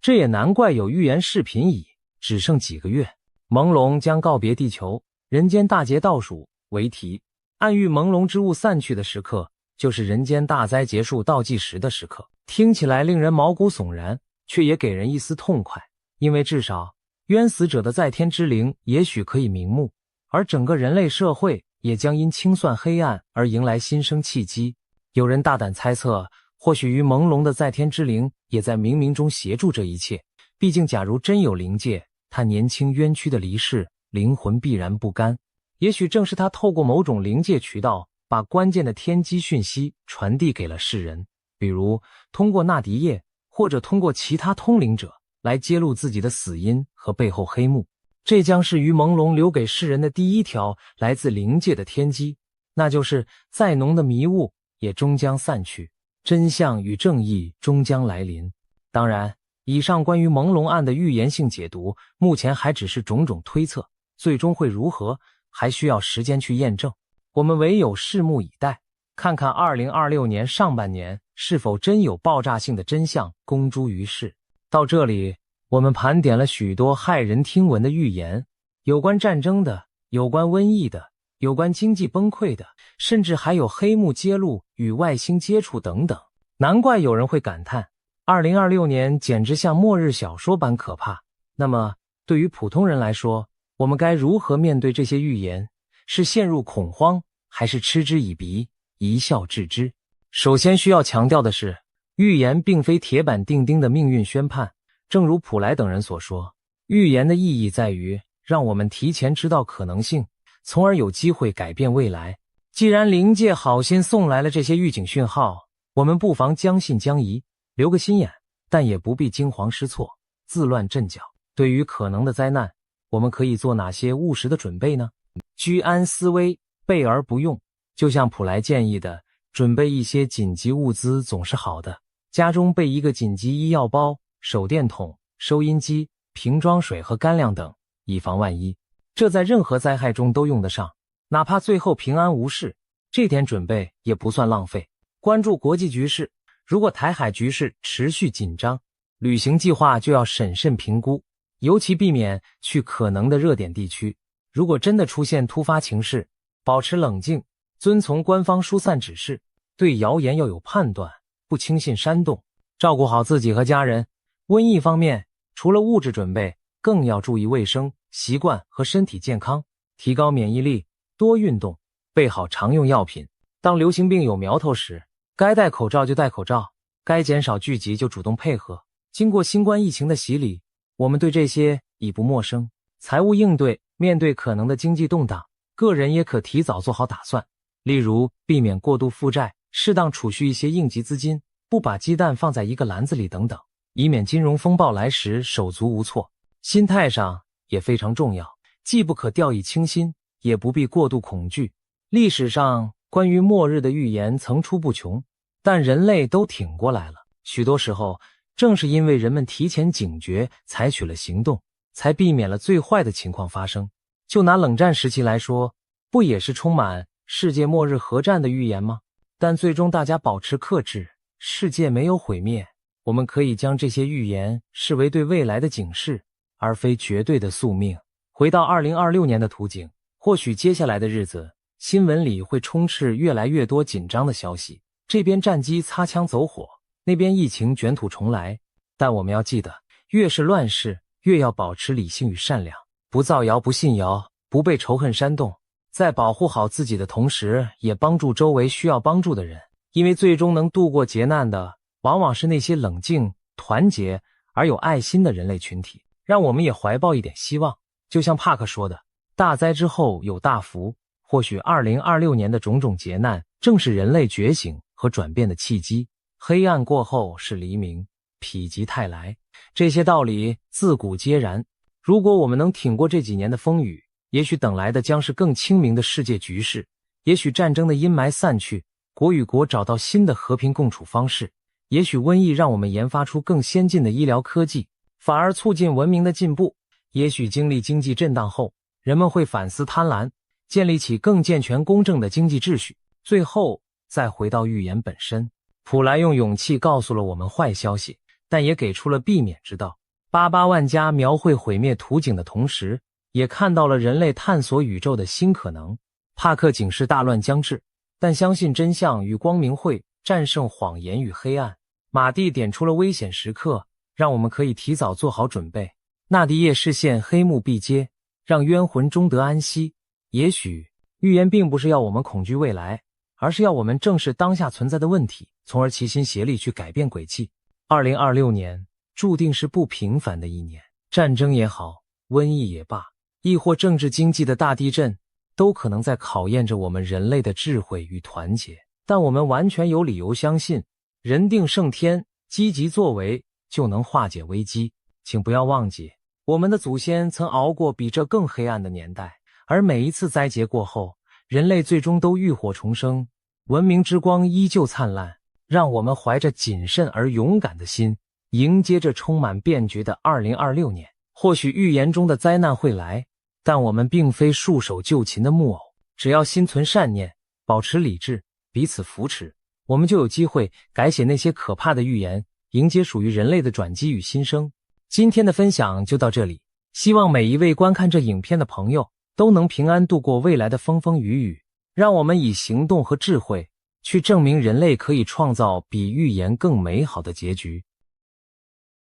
近日，北京城上空弥漫着一股异样的紧张气氛，一则令人震惊的消息在网络上悄悄流传。深夜枪声响起，装甲车驶上街头，82集团军疑似开进北京。虽然官方媒体一片沉默，但民间影片与传闻此起彼伏。在天安门与中南海附近出现了非比寻常的高度安保场景，长安街沿线部署了大批武警特警，地铁站口和人行道设置层层关卡，通往中枢的道路临时封闭或需特许通行。新华门、府右街周边昼夜都有荷枪实弹的黑衣警卫，3步一岗，5步一哨巡逻，京城仿佛进入戒严状态，每个路口都透着压抑的气息。更离奇的是，在北京周边乃至全国各地也传出异常军事调动的目击报告。有民众称，在河北保定，也就是陆军第82集团军驻地，当地突然一夜静城，街道店铺集体关门，城市宛如封控，一切商业活动戛然而止。官方给的理由是重污染红色预警，但许多人怀疑这只是借口，真正原因是有大批军队连夜开拔进京。还有人在江苏徐州目睹成排迷彩军人手持长枪出现在街头。在天津则自26日起有大批军车上路，甚至高速公路临时只允许军用车辆通行。种种迹象令网友惊呼，难道真有军队兵进京城？是不是要抓人？政变反转了吗？一时间谣言四起，人人侧目。北京枪响的传闻迅速引爆了公众的想象。尽管这些消息无法从官方得到证实，但遮遮掩掩的非常态现象正映照出中共权力核心可能正在爆发一场空前的生死搏斗。这场传闻中的风暴核心人物直指习近平与他的军中宿将张又侠。张又侠是中共军委副主席、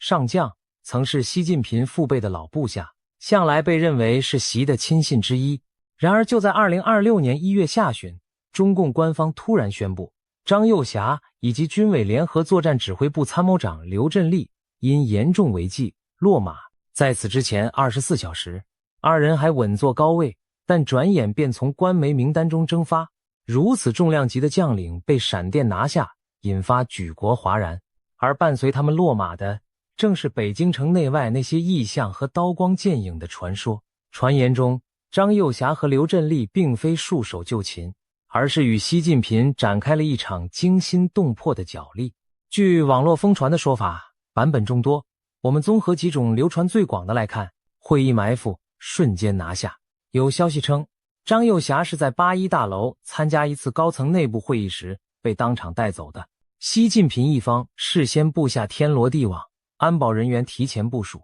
张又侠措手不及。据说张又侠当时没有携带武器，随行警卫虽配枪，但未被允许进入会场。抓捕一声令下，现场安全人员一拥而上制服张幼霞。他身边的贴身警卫虽试图阻拦，但很快被压制。张幼霞见大势已去，并未激烈反抗，冷静地被带离现场。有备而来，警卫局夜袭。另一版本称，北京当局对张幼霞、刘振立的拿捕并非临时起意，而是密谋多时，选在1月19日晚的中央党校研讨班会议前夕动手。行动由中央警卫局执行，中纪委书记刘金国坐镇督战，在会场外部署了上百名特勤人员伏击。张幼霞只带少数几名贴身警卫前往，结果陷入重围被捕，其亲属当夜也同时被控制。据说当时张幼霞曾激烈抵抗，场面一度惊险万分，但最终寡不敌众就范，兵败京西，枪战震动。流传最惊悚的说法是，张幼霞和刘振立原计划在1月18日先下手为强，对习近平实施抓捕，岂料消息走漏，习近平提前转移，当晚下榻北京京西宾馆并严密布防。张、刘二人率部追至京西宾馆，与习的警卫展开正面冲突，双方爆发激烈枪战。据称当场枪声大作，火光闪烁，在黑夜的北京城惊醒无数敏感的人。这场枪战持续许久，双方各有伤亡，甚至传出死伤人数超过30人。最终习近平一方骤然增援得手，张幼霞、刘振立寡不敌众被制服。习近平随即下令第一时间逮捕了张、刘两人的全部家属，以绝后患。军中对峙，警卫倒戈。还有小道消息透露一个细节版本，习近平的心腹公安部长王小洪亲自调动了特警雪豹突击队赶赴现场，强势控制住张幼霞的武装警卫力量，避免更大规模交火。同时，各大野战集团军的军长们得知消息后态度冷淡，拒绝表态支持习近平，导致局势更加扑朔迷离。以上传言真实性无从考证，但每种说法都指向一个惊人的主题：中共最高层出现枪杆子对枪杆子的内战迹象。过去只在历史小说中才见的宫廷政变情节，如今疑似在现代中国上演，高层权斗已白热化到不惜动用武力的地步。北京经传的枪响，意味着中共建政以来罕见的军中分裂正浮出水面。最引人注目的是关于82军入京的传闻。第82集团军前身是赫赫有名的38军，曾是中共中央的王牌部队，历史上与北京政局息息相关。它驻扎于北京近畿的保定，一旦发生变局，这支部队地理上最为便利，能够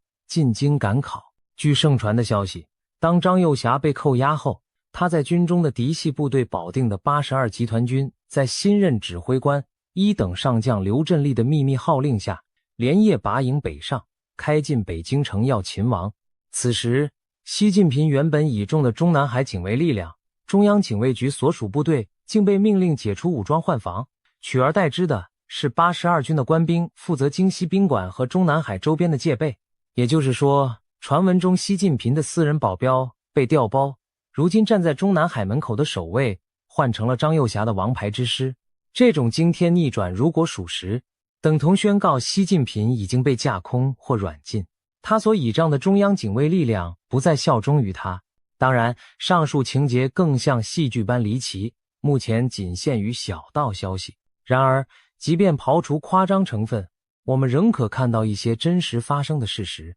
张幼霞、刘振立忽遭拔除，显示习近平与军中高层确实撕破脸皮。各地军车异动，京畿戒严，表明军队内部风声鹤唳，人心不安。而官方对此讳莫如深，只在事后极简单地公告了将领落马，对种种异常只字不提。这种反常本身就耐人寻味。中南海内部的一场决斗可能已经发生，胜负或许未分，高层角力还在持续。我们不妨追问，习近平真的稳操胜券了吗？还是他仅仅暂时压下危机，其实自身亦陷入更大的危险？回顾这场惊心动魄的斗争，不禁让人想起中国历史上那些王朝末年的场景。古语云，多行不义必自毙。每当一个统治集团行将衰亡时，往往内乱四起，自相残杀。习近平自上台以来大权独揽，一再强调枪杆子里出政权，他深知掌控军队是最高权力的基石，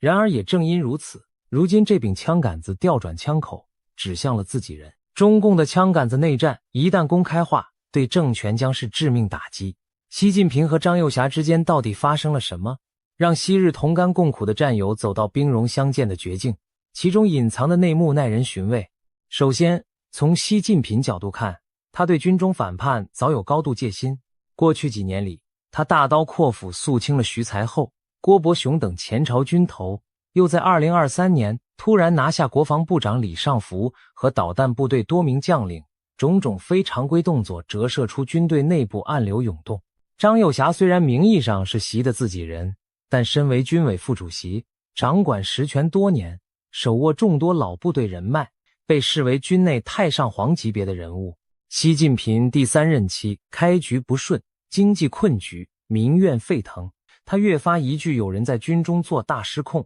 因此有分析认为，习近平在先发制人，借反腐名义除掉张又侠，彻底把持军权。正如历史上汉武帝猜忌功臣，明成祖诛杀将领，帝王往往在晚年对身边人也痛下杀手，以绝后患。然而从另一个角度看，张又侠一派未必甘当鱼肉。张又侠是开国元勋之子，军中威望宿主。近年习近平对内高压统治，对外搞得国际紧张，甚至有意武统台湾，令许多老将领担心中共政权走向疯狂毁灭。在这种背景下，不排除军内有一股势力酝酿兵谏，即利用武装力量逼迫习近平交权，以避免国家走向灾难。有传张又侠本想联合几大野战集团军司令，在中央政治局民主生活会上集体向习发难，批评其个人独裁与错误决策，给习近平最后通牒。然而习近平并非善茬，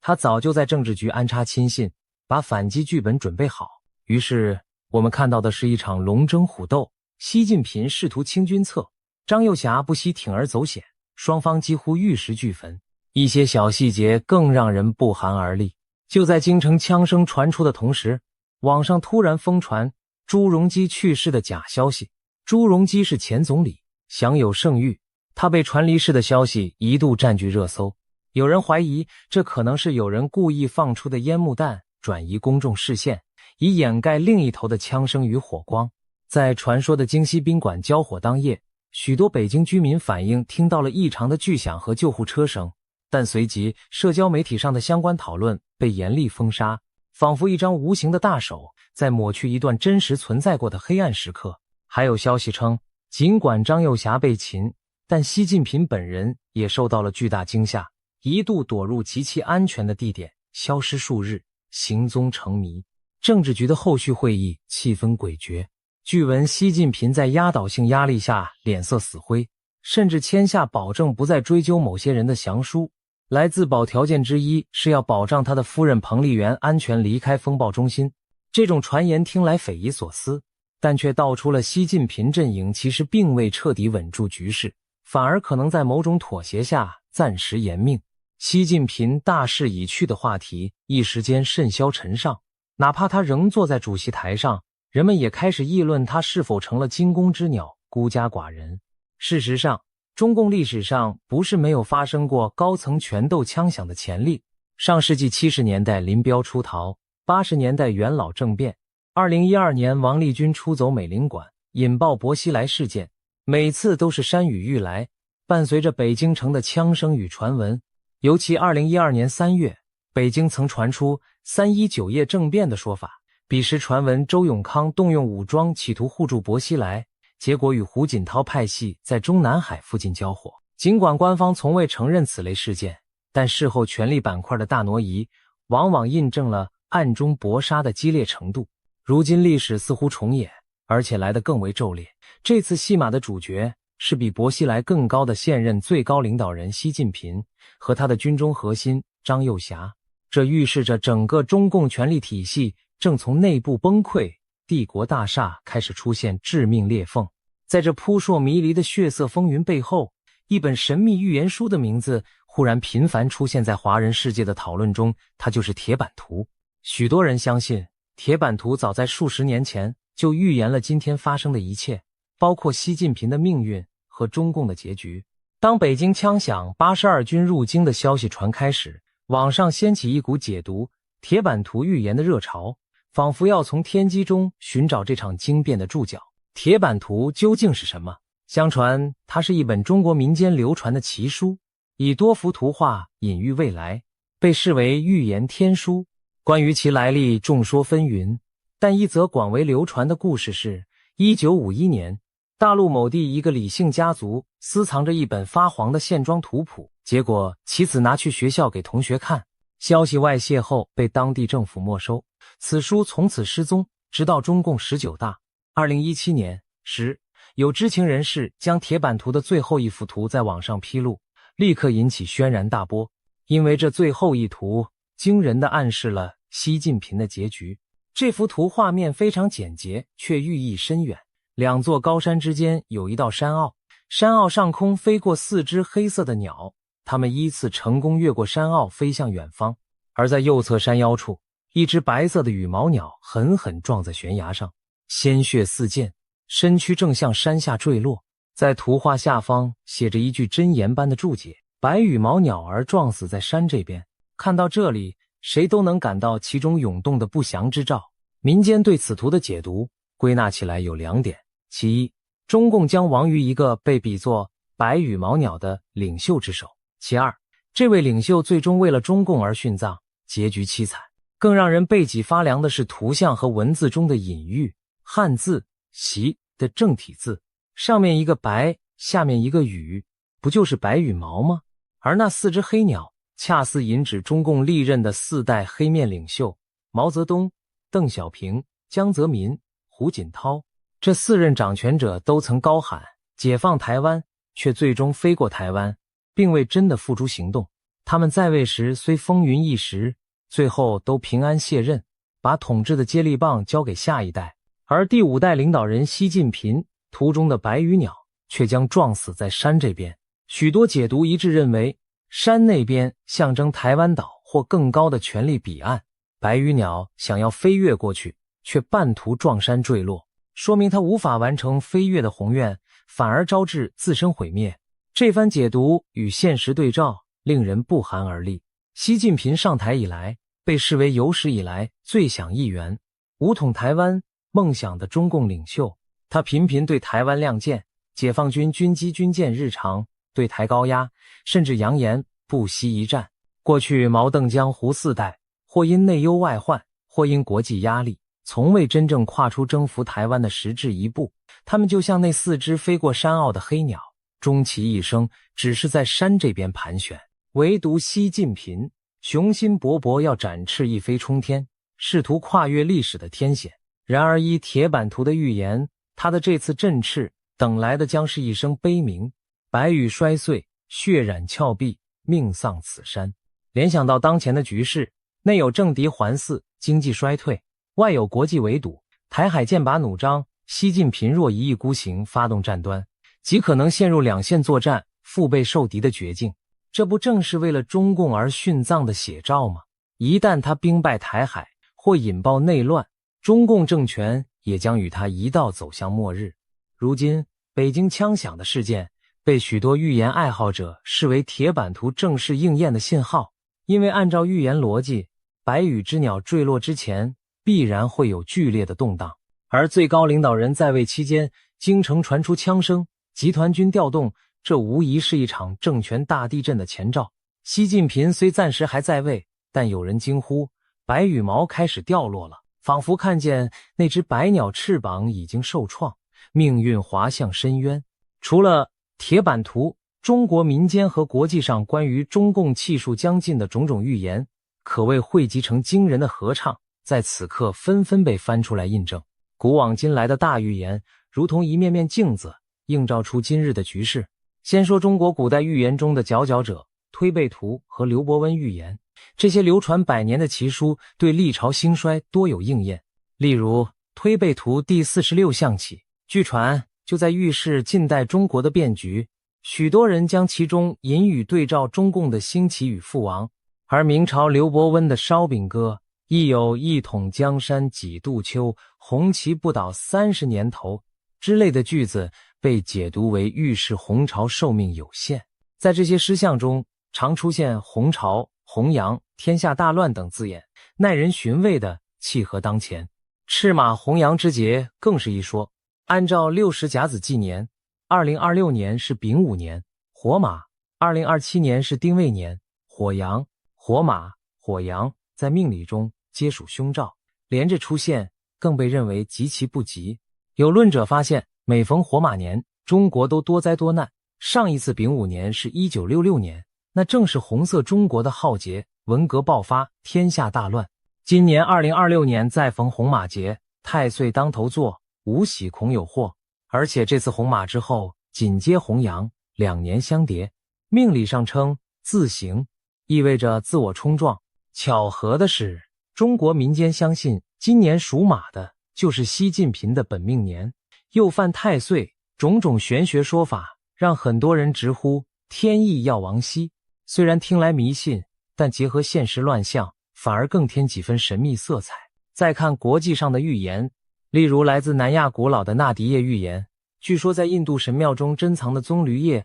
刻录了无数人的命运轨迹，其中包括一位强大的东方统治者，他将在位10年有余后，因暴政招致国破，最终败亡，其国度将重获新生。许多人将此对号入座到习近平与中国身上。还有西方流传的帕克预言与一些灵媒的预示，也不约而同地提到21世纪20年代东方大国将出现巨变，甚至可能分裂动荡。一些美国的未来学家早前大胆预测中国共产党无法平安度过2020年代中叶，并言之凿凿地描述了权力真空和地方军阀割据的场景。当这些曾被嗤笑的预测如今与铁板图所示愈发吻合时，人们开始半信半疑地思考，难道真有某种宿命在冥冥中安排着剧本？除了典籍预言，一些实际发生的异象也被解读为天意的示警。其中最轰动的是贵州藏字石事件。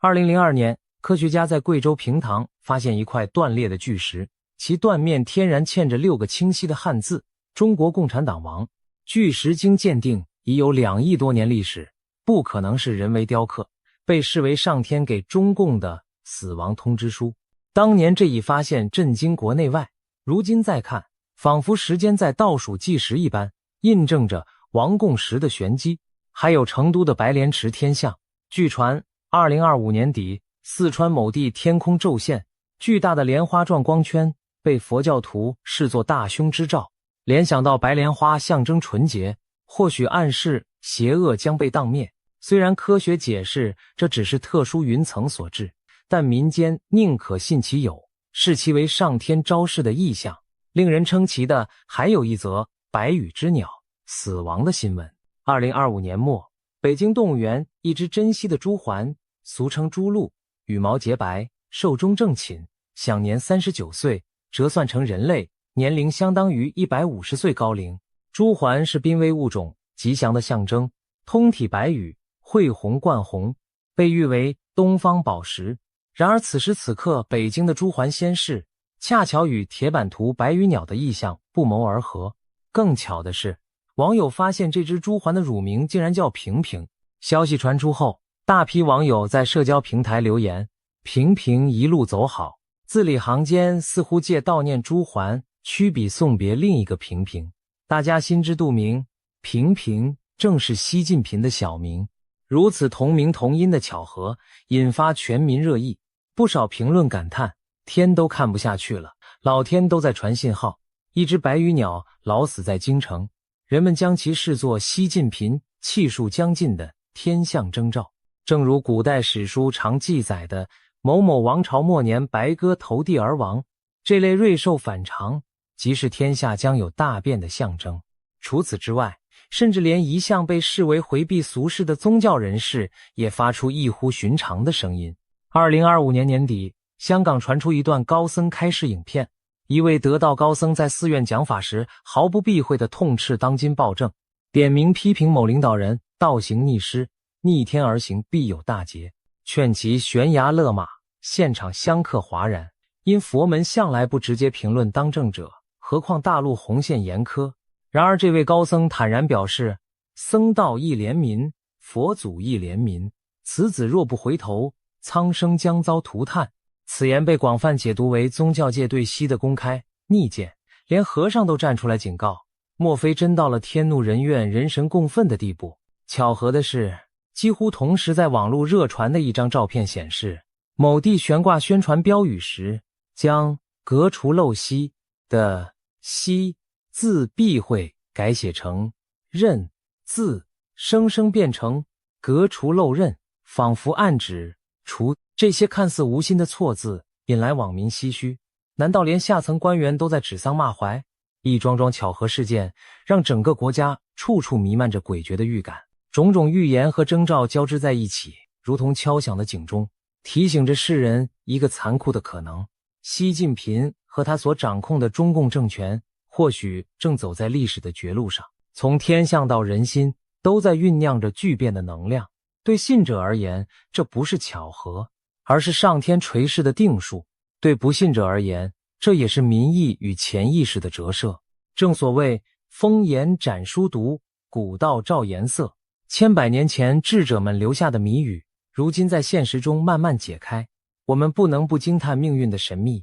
风暴将至，整个中国的未来走向也到了最关键的十字路口。如果铁板图的宿命成真，那么习近平的结局几乎无可改变，不是身败名裂，就是命丧乱局，而他苦心经营的中共集权也将随之垮塌。从眼下迹象看，习近平确实深陷前所未有的困境，内有党羽离心，军头倒戈，外有经济江河日下，民怨山呼海啸。曾经铁板一块的权力金身，如今出现裂纹甚至崩坏，这难道正是帝王末路的写照？然而历史的大戏从不缺乏变数，习近平会束手就范地走向宿命吗？还是会做最后的孤注一掷，强行扭转乾坤？目前看来，他极可能选择后者。古往今来的暴君在末路时刻往往更加疯狂孤注。前二世胡亥残民已逞，最终陈胜吴广揭竿而起，清末慈禧困兽犹斗，班须照意图假改革为命，也未能挽救大清倾覆。习近平此刻或许也在盘算着破局之策。一方面，他可能加紧内部清洗，对真正威胁他的人斩尽杀绝，以求再稳数年江山；另一方面，他或铤而走险，对外挑起冲突，利用战争状态把国内矛盾一笔带过，同时以军管维稳之名消除异己。尤其是对台湾，如果他认定已无退路，不排除除敌之后立即挥军东南，在民族主义狂热中孤注一掷。但这正是让人最担心的剧本。预言早已警告过他，攻打台湾只会加速自己的灭亡，他若执意而为，几乎等同亲手引爆末日倒计时。另一方面，如果习近平真的在这次内斗中元气大伤，甚至被迫交权，那中国将面临70多年未有之变局。中共高层的撕裂可能导致政权失序，各地军政势力各怀心思，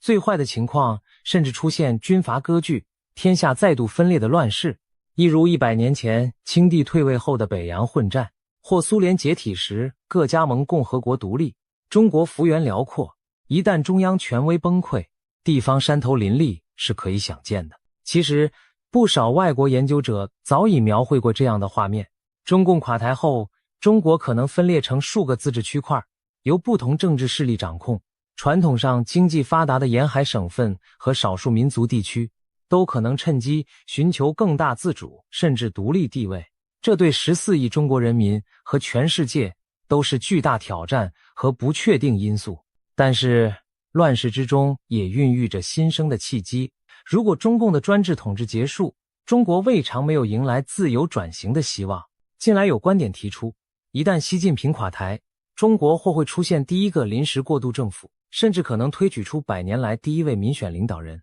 带领国家重建政治秩序。听上去这很理想化，甚至令人难以置信。但别忘了，30多年前苏联解体前，也很少有人真相信红色帝国会在一夜之间崩溃，并诞生出民选总统叶利钦。然而历史就是如此奇诡，当巨轮沉没时，漂浮的木板上也许就站起了一个全新的舵手。中国近代史上，辛亥革命推翻帝制，声名初醒，内战后虽现集权，民间对民主憧憬却未灭火种。如果中共解体，那些流亡海外的民主人士，国内被压制的知识精英，或许能乘势而起，开启新的政治篇章。对此，许多预言也有隐约暗示。在赤龙红色中国倒下后，救世真主将出，带领东方走向和平繁荣。尽管这些话语带有宗教色彩，但对渴望改变的人们而言，不失为黑暗中的一束光明。回到眼前，我们正站在历史的关口，翘首以待。2026年开年不到月余，华夏大地已经风雷激荡。北京的枪声是真实枪弹，还是权力斗争的隐喻之响，已经不那么重要。重要的是，它敲碎了恐惧的寂静，让世人看清高墙内部也在颤抖崩裂。习近平能否逃脱悲惨宿命？从目前迹象看，他自己正一步步走进那张早已绘制好的铁板之图。除非他幡然醒悟，主动改弦更张，结束独裁，还权于民，否则等待他的很可能是历史无情的惩罚。然而，人算不如天算，天意难违。也许我们正见证着一场大戏的开端，一位白羽之王力挽狂澜，却终究改变不了大厦将倾。一个延续70多年的集权体制，在内外交困中迎来土崩瓦解。当枪声再次响起，也许就是落幕时分。而不论结局如何，对普通中国人而言，真正的新篇章才将开始，那将是一个充满阵痛却蕴含希望的未来。历史的巨轮滚滚向前，没有任何暴政能永远阻挡黎明的到来。正如古人所云，沉舟侧畔千帆过，病树前头万木春。或许只有经过这场宿命的激荡，中华大地才能迎来浴火重生的新晨光。现在我们屏息等待着，等待命运揭晓着最后的答案。一位美国的基督教预言家布兰登·比格斯 Brandon Biggs 在2026年1月发出强烈警告，他预言川普总统即将遭到刺杀，而且这场暗杀事件会引爆第3次世界大战。更令人意外的是，他说刺客虽然是俄罗斯人，但幕后黑手牵涉到法国总统马克龙和俄罗斯当局，美国将对欧洲展开前所未有的报复性攻击。美国和欧洲会兵戎相见吗？这听起来难以置信，但布兰登的意象细节惊人，我们不妨一步步来看看其中原委。布兰登·比格斯可不是无名之辈，他早在2024年3月的一段网络直播中曾预告，我看到川普将遭遇刺杀，子弹从他耳边掠过，许多人当时将信将疑。然而几个月后，震惊全美的事件发生了。2024年7月13日，川普在宾夕法尼亚州一场造势集会上真的遇刺，枪手突然开火，一颗子弹擦过川普的右耳，近距离掠过他的头部，震碎了他的骨膜。所幸川普仅受轻伤，特勤人员当场击毙了凶手。这起惊险的暗杀未遂，验证了布兰登的预言，细节之准确，令人啧啧称奇。连子弹掠过耳朵这种细节都不差分毫。由于有过精准命中的记录，布兰登的最新预言格外引人关注。2026年1月下旬，布兰登在一次直播分享中神情凝重地描述了他近日得到的异象。他说1月19日深夜，他正打算直播时，却忽然感到主的临在，耶稣的异象出现在他面前，对他说，今晚不要直播，我要你安静下来，我有话单独告诉你。布兰登惊觉事态严重，立即顺服停播。接着他声称从主那里收到了一则可怕的讯息，你的总统即将被刺客除掉，上帝警示他，这将是对美国的一场巨变，要他务必让整个教会为此事代祷。主还责备说，骄傲已经进入川普的心，川普听信了一些不敬虔的人的建议来处理国际事务，结果为灾祸开了一道门。布兰登明白，这一指川普在重返白宫后锋芒毕露，受到了全世界的瞩目和不少赞誉，逐渐有些自满忘形。他身边一些不敬神的人给了他骄纵强硬的策略，让他忘记是上帝拣选了他，并赐予他权柄。如果川普不赶紧谦卑下来，后果将不堪设想。布兰登接着描述了一连串令人不寒而栗的异象。在异象中，他看到川普正站在人生的十字路口，面临一个关于伊朗的重大决策。主一次次催促川普去按下按钮，仿佛暗示川普应对某个威胁采取果断行动，时间所剩无几。然而川普在意象中犹豫不决，似乎没有照着上帝的旨意行动。布兰登说，最终他看见川普按下了一个决定性的按钮，但那决定并非顺服神的指引。同一时间，他看到俄罗斯总统普京周围盘踞着邪恶势力，蛊惑着普京的心智走向升级战争的道路。空气中充斥着武器轰鸣的回声，而且不是普通武器，仿佛有非常规的大杀伤力武器即将现身战场。布兰登还看见欧洲大地出现成片新掘的坟墓，各国开始大规模征兵。那些经历过第一次、第二次世界大战以及韩战、越战的老人们掩面哭泣，不敢相信战火的梦魇将要重演。甚至远在东方的中国也卷入了这风暴。布兰登看到一艘艘来自中国的货船无法抵达，美国的供应链中断，医院医疗物资告急，食品供应链也崩溃了。整个世界仿佛被推向一场前所未见的全面战争边缘。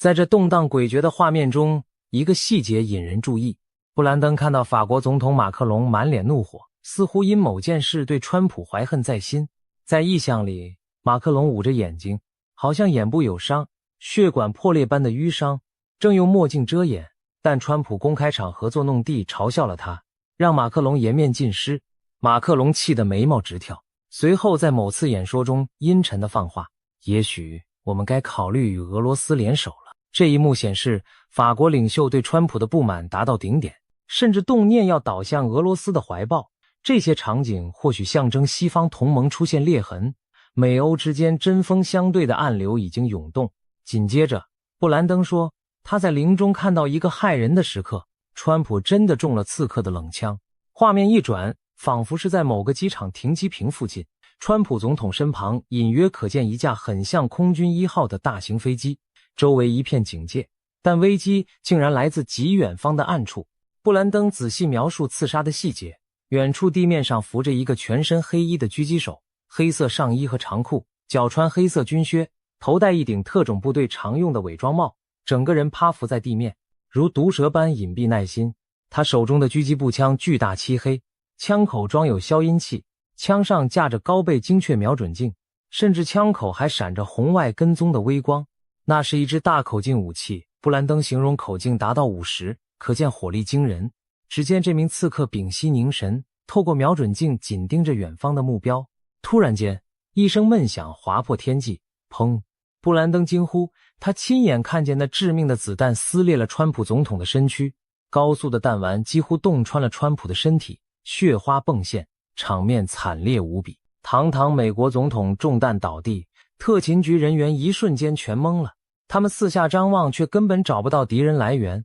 一时间不知所措。周围尖叫声、呼喊声此起彼伏，现场陷入混乱和恐慌。这惊骇的一幕宛如电影情节，却在布兰登的意象中历历在目。预言中的这颗子弹极可能是致命的。假如川普这次真的不幸身亡，那将会发生什么？布兰登接下来看到的画面更是远远超出一般人的想象。他说，川普一倒下，眼前立即浮现出第3次世界大战爆发的景象，美国仿佛瞬间展开对敌对势力的疯狂报复，而报复的对象竟是在欧洲。布兰登形容那是一场前所未有的欧洲大战，无数导弹如雨点般倾泻，从未有过的规模轰炸降临在欧洲大地上，导弹拖着烈焰撕裂长空，城市在火海中颤抖。这种毁灭性的打击在布兰登看来是史无前例的，震撼程度远超以往任何世代经历过的战争场面。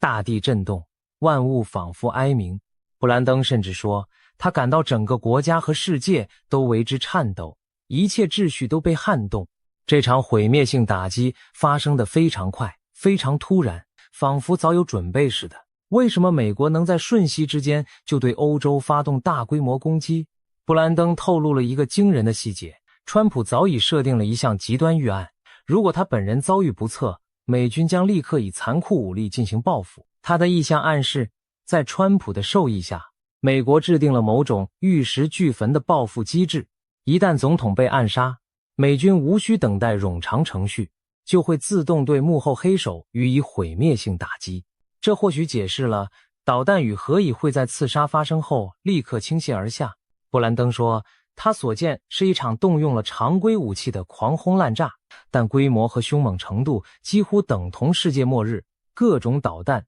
战机齐上，没有任何缓冲。第三次世界大战的战幕就在川普倒下的那一刻轰然拉开。朋友们听到这里，可能跟布兰登本人一样震惊。美国和欧洲之间真的可能爆发战争吗？毕竟自第二次世界大战结束以来，美国和西欧一直是牢固的盟友，美欧同属北约，在冷战中并肩对抗苏联，在现代国际秩序中更是唇齿相依。然而布兰登预言的画面颠覆了我们对国际局势的认知，美国居然对传统盟友欧洲痛下杀手，这听起来几乎令人无法置信。要知道，美国宪法规定了严格的开战程序，即使总统想对某国开战，也必须经国会授权。以美国国内政治现实而言，川普所在的共和党内部不见得会全盘支持对欧洲宣战，而民主党更不可能投票允许总统挥军。欧洲那几乎等同于自己多年盟友决裂，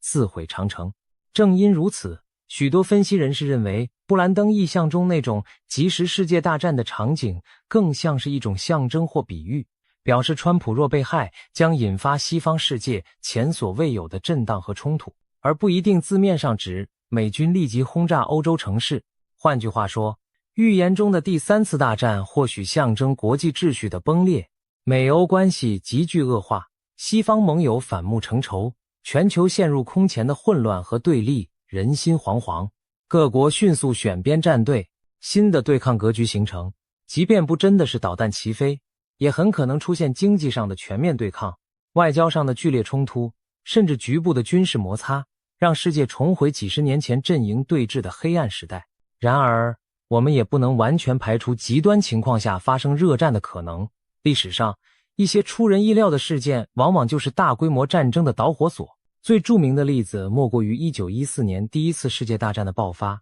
奥匈帝国的储君斐迪南大公夫妇在塞拉耶佛被一名青年刺客暗杀。谁能想到，一介青年刺客扣动扳机后，不到2个月，欧洲大陆即燃起战火。由于各国同盟条约的连锁反应，这一桩刺杀事件迅速演变成席卷全球的战争浩劫。同样道理，如果2026年美国总统川普果真遇刺，其影响将远远超过美国国内政局本身。首先，凶手的身份和幕后黑手将成为各方角力的焦点。如果证据指向某个国家或势力，美国民众和政界的愤怒将难以抑制，要求报复的呼声会压倒一切。在巨大的悲愤压力下，美国政府未必会按常规行事，很可能火速对外采取军事行动报复，以振奋民心。特别是川普本身在任内就强调以牙还牙的强硬作风，一旦他生前预设了自动报复机制，那么即使国会尚未正式宣战，军方也许已经奉命行动。如此一来，战争就可能先斩后奏的爆发。那么，谁会是美国锁定的报复目标呢？布兰登的意象给出了线索，他明确指出刺客是一名俄罗斯人，但话锋一转，强调这并不一定代表俄国政府直接下令。他更看到法国总统马克龙暗中与刺客谈判，商讨对策，显示此人背后另有图谋，是马克龙和俄国某股势力的合谋。换而言之，预言揭示刺杀川普的阴谋牵涉复杂的国际黑手，并非简单的个人仇杀或恐怖组织行动。那么马克龙和俄罗斯政府为何要如此不惜代价除掉川普？这背后的动机需要仔细解析。先来看俄罗斯方面，从现实政治考量，普京现阶段其实没有明显动机去暗杀川普。川普在政治立场上相对其他美国政客，对俄态度算是友好。他过去曾表示欣赏普京的强势作风，主张可以和俄罗斯谈判做生意，并不热衷于像前任那样对俄全面强硬。如果川普在任，美俄关系理论上比在民主党执政时要缓和，普京何苦去冒刺杀美国总统这等惊天风险，自找灭亡？暗杀一国元首通常会被视为战争行为，一旦东窗事发，俄罗斯将面临毁灭性报复，这对普京毫无好处。相反，真正视川普如眼中钉，非除之不可者，很可能是另一方势力，欧洲旧有的全球主义集团与他们幕后的盟友。川普的民族主义议程和美国优先政策在他第一任期内，就令许多欧洲传统建制派领袖如坐针毡。布兰登在分析中指出，马克龙及欧盟那些老牌左派政客长期将川普视为欧洲现存秩序的巨大威胁。回顾川普执政时采取的一系列举措，确实处处损及欧洲旧秩序的利益。例如，川普政府退出巴黎气候协定，动摇了欧盟极力推行的气候政策根基。他多次施压北约盟国增加国防开支，直接冲击欧洲各国的财政和安全观。他对欧盟国家祭出关税制裁，批评欧洲对美贸易顺差，打乱了欧洲经济布局。更重要的是，川普强烈反共，视中共为头号威胁，极力要求欧洲盟友与美国一同围堵中国。在川普压力下，欧洲各国不得不重新审视对华依赖，这动摇了许多欧洲既得利益者与中国之间的深层勾连。可以说，川普的路线若持续推进，将导致欧洲传统精英势力的权力版图剧烈改变。欧盟左派可能在内外交困中失势，欧洲的右派民族保守势力则受到川普鼓舞而崛起。对热衷推动欧洲一体化加全球主义的马克龙们而言，这简直是一场噩梦。因此，如果川普成功连任并强势推行他的新世界战略，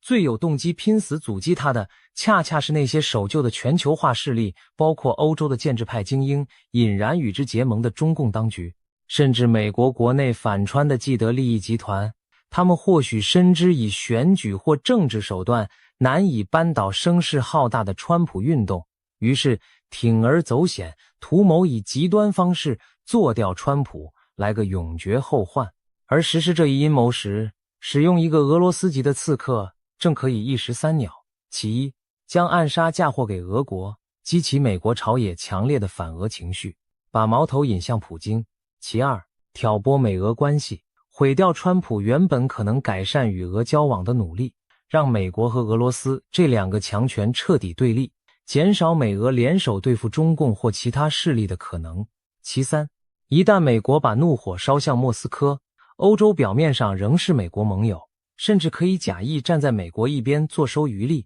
但实际上却达成了除掉川普的目的，还成功地阻断了川普联合俄罗斯围剿中共的全球新战略。可以想见，北京当局和某些欧洲势力在地缘政治和经济上早已绑在一起，他们最不愿见到的就是美俄和解，一致对付中共。所以，这股全球旧秩序的力量有充足的动机密谋刺杀川普。那么，布兰登所说的俄罗斯刺客又会是谁呢？既然普京可能性不大，那就可能是被幕后黑手收买或操控的俄籍人士，比如可能是一名与克里姆林宫无直接关系的极端民族主义分子，或退役特种军人，甚至前瓦格纳雇佣兵受雇执行此任务，也可能是某个反普京的流亡特工，成为西方秘密势力的棋子。总之，从预言细节看，刺客技艺高超，受过军事训练，拥有精良装备，这不像一般临时起意的狂热分子，更像是有幕后组织支援的职业杀手。布兰登强调，刺客是俄罗斯人，但不代表奉普京之命，显然是提醒人们不要被表象迷惑。真正可怕的敌人不是俄罗斯这块表面的皮，而是躲在背后驱动这只黑手套的手。那黑手极可能就是国际上盘根错节的全球旧秩序势力。暗杀一旦发生，美国国内局势也将瞬息万变。在预言中，布兰登看到了川普倒下后，美国政府权力中枢的动荡景象。副总统万斯推测为 JD。 万斯身处一片死寂的焦黑橡树林，光秃秃的橡树没有叶子，像经历了烈火灾难，只剩6-7根焦黑的树干孤零零矗立在雪地上。万斯一身黑色长风衣，在萧瑟的冬日橡树林中艰难前行，橡树象征岁月年轮。这诡异景象似乎隐喻着美国将经历6到7年的黑暗劫难。接着，万斯推开白宫的门，走进总统办公室，坐在办公桌后。此时他的夫人站在门边，偷听室外谈话。预言中，万斯的妻子挺着大肚子，已经怀孕临产，身穿一袭带有绿黄刺绣的粉红色印度风长袍，或许暗示着一种新生命即将诞生，又或者是某种文化融合的隐喻。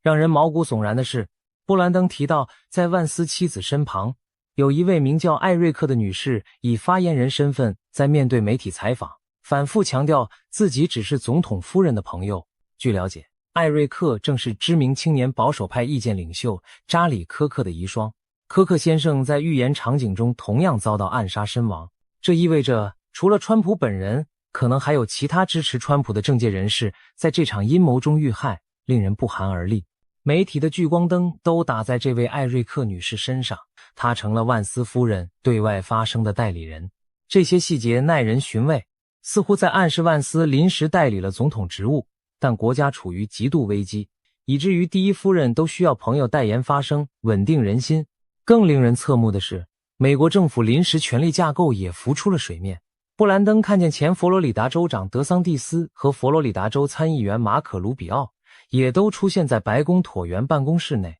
其中卢比奥被指为第2号人物，德桑蒂斯则是第3号人物。这令人联想到总统继任顺位，按美国法律，总统殉职后由副总统继任，之后是众议院议长、参议院临时议长，再往后才轮到内阁国务卿等。不过卢比奥和德桑蒂斯都不在法定继任序列的前列，他们同时出现在领导核心，或许意味着在大动荡下，美国政权可能出现非常规权力安排，也许是川普阵营在生前就部署了接班梯队，例如让卢比奥出任新副总统或代理国安高层，德桑蒂斯负责军事或国内安全等，以应对非常时刻。无论具体如何，布兰登的预言揭示出川普一旦出事，美国将进入高度戒严与权力再分配的状态，整个华府如临飓风，权力核心面临洗牌。我们可以想象那场景，白宫上空乌云密布，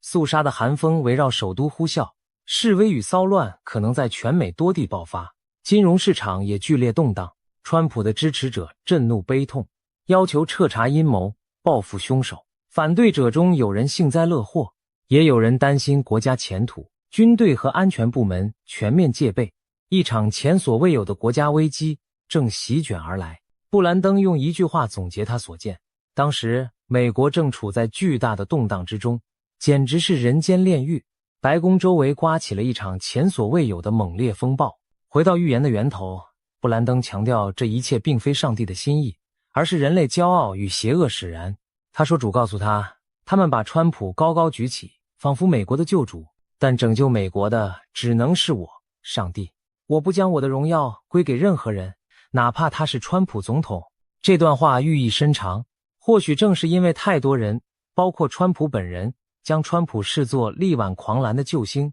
这种自负和崇拜已经冒犯了天意。上帝不容有人窃取他的荣耀，所以哪怕是川普若骄矜自恃，不归荣耀给神，也终将自食恶果。傲慢是所有信仰传统中都被严厉警戒的致命弱点。圣经中傲慢被列为7宗罪之首，佛家经典也说慢为3障之首。人类历史中无数英雄豪杰最终败于自负，连天使长路西法、撒旦不过也是因为傲慢背叛上主而堕为魔鬼的。在布兰登眼中，川普目前正面临这样的灵魂考验，如果他不戒除骄傲，谦卑顺服神，他所开启的伟业将遭遇可怕的拦阻。读到这里，也许有人要问，预言既然如此骇人听闻，我们该抱着什么心态去看待？把它当作板上钉钉、无法更改的未来吗？其实，在宗教传统中，预言的意义往往不在于精准预报未来，而在于向世人示警，促使人们改过迁善，以改变未来。布兰登的预言正属于这种条件式预言。他本人一再强调，未来会随着人的回应而改变。也就是说，预言中的灾难并非不可避免。如果我们听到警告后采取行动，命运之路可能大不相同。圣经中有著名的先知约拿的故事，他奉神之命预告，邪恶的尼尼微城40日后必倾覆。可尼尼微人从君王到百姓痛改前非，披麻蒙灰忏悔，上帝便收回成命，灾难没有发生。同样地，布兰登此次将异象公诸于众，就是希望能唤起美国民众和川普阵营的警醒，以祈祷和行动来扭转这场劫难。事实上，布兰登过去的一些预言最终并未发生，他认为这正是因为人们的祈祷产生了作用。例如，他曾预告过美国将出现全国性的大停电、股市崩盘等等，但迄今尚未成真。支持他的人相信，或许是因为许多人提前警醒祷告，上帝因此延迟或取消了这些审判。在这次预言中，布兰登已经呼吁全美教会一同祷告守望，为川普的生命安全代求，为国家前途祈求上帝怜悯。他自己也表示，已经将此意向告知教会长老们，一起为此迫切祈祷。除了祷告，预言中也隐含给川普本人的忠告，那就是保持谦卑，寻求上帝的引导。布兰登相信，上帝拣选川普不是没有目的的。如果川普愿意悔改傲慢，虚心依靠神，他还是可以成为带领美国走出危机的器皿。在布兰登以往的信息中，他提到过川普必须自主地跪下接受耶稣为救主的重要性。如果川普愿意如此行，他将得到从天而来的智慧和恩典，成为真正蒙光照的领袖，带领美国度过风暴，击败黑暗势力。相反，如果他刚愎自用，听信不敬虔的谋士，那等待他的就可能是布兰登意象中那条悲剧之路。值得一提的是，布兰登的预言并非孤掌难鸣，在东方世界也有类似的预警在回响。一位自称通晓灵视的华人预言家东方神官曾于2025年9月放出一段视频预言，西方的高龄已经宣布不再保护那位金发的西方大国领袖，因为他不听话，他的对手将不择手段对付他，所以这位领袖随时可能不存在，由他的替身来接管。而一旦如此，该西方大国内部将出现局部内战和重大天灾。这段听来神秘莫测的话，如今回看，难道不正是在暗示川普可能遭遇不测，甚至被替身取代的巨变吗？当时很多人听过只当茶余饭后的灵异谈资，但联想到布兰登的警告，不禁让人背脊发凉。两位风马牛不相及的预言者，居然都点出一位金发领袖可能突然被迫退出的情节，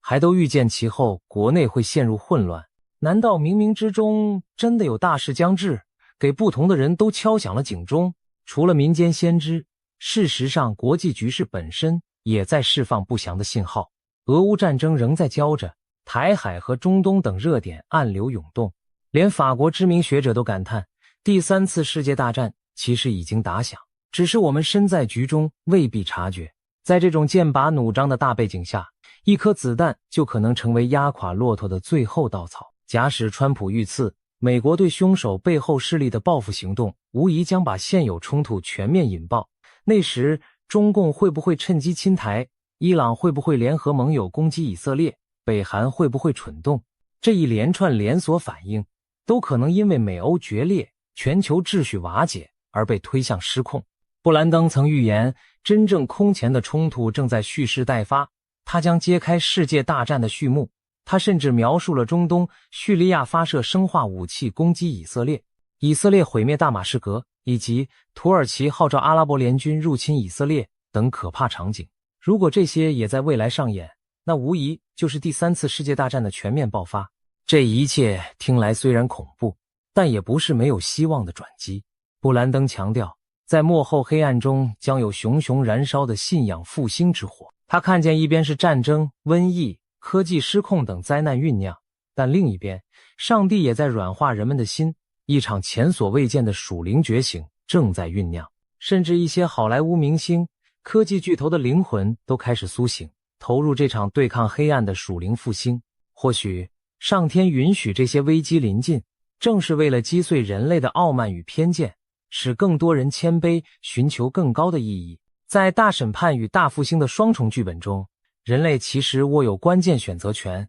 将命运推向毁灭深渊，还是引向光明新生。面对布兰登，川普将遭刺杀引发3战的惊人预言，我们每个人都不禁要思考，未来真会如此残酷吗？还是说，上帝在透过预言给人类最后的觉醒机会？川普总统会否因此警醒，改变他的态度和行动？美国人民乃至世界各国会否团结祈祷，阻止这场灾难的发生？亦或一切终将无可避免地走向预言中的剧情？正如布兰登所说，未来并非铁板一块，预言更像是一面照妖镜，映出人心的善恶抉择。也许预言的最大价值就是让我们现在就行动，去避免它成真。如果人们选择无动于衷，那么预言中的风暴可能如期而至，但如果我们选择悬崖勒马，恳切祈求并推动改变，也许悲剧就不会降临。我们眼前有两条路，一条通向世界大战的深渊，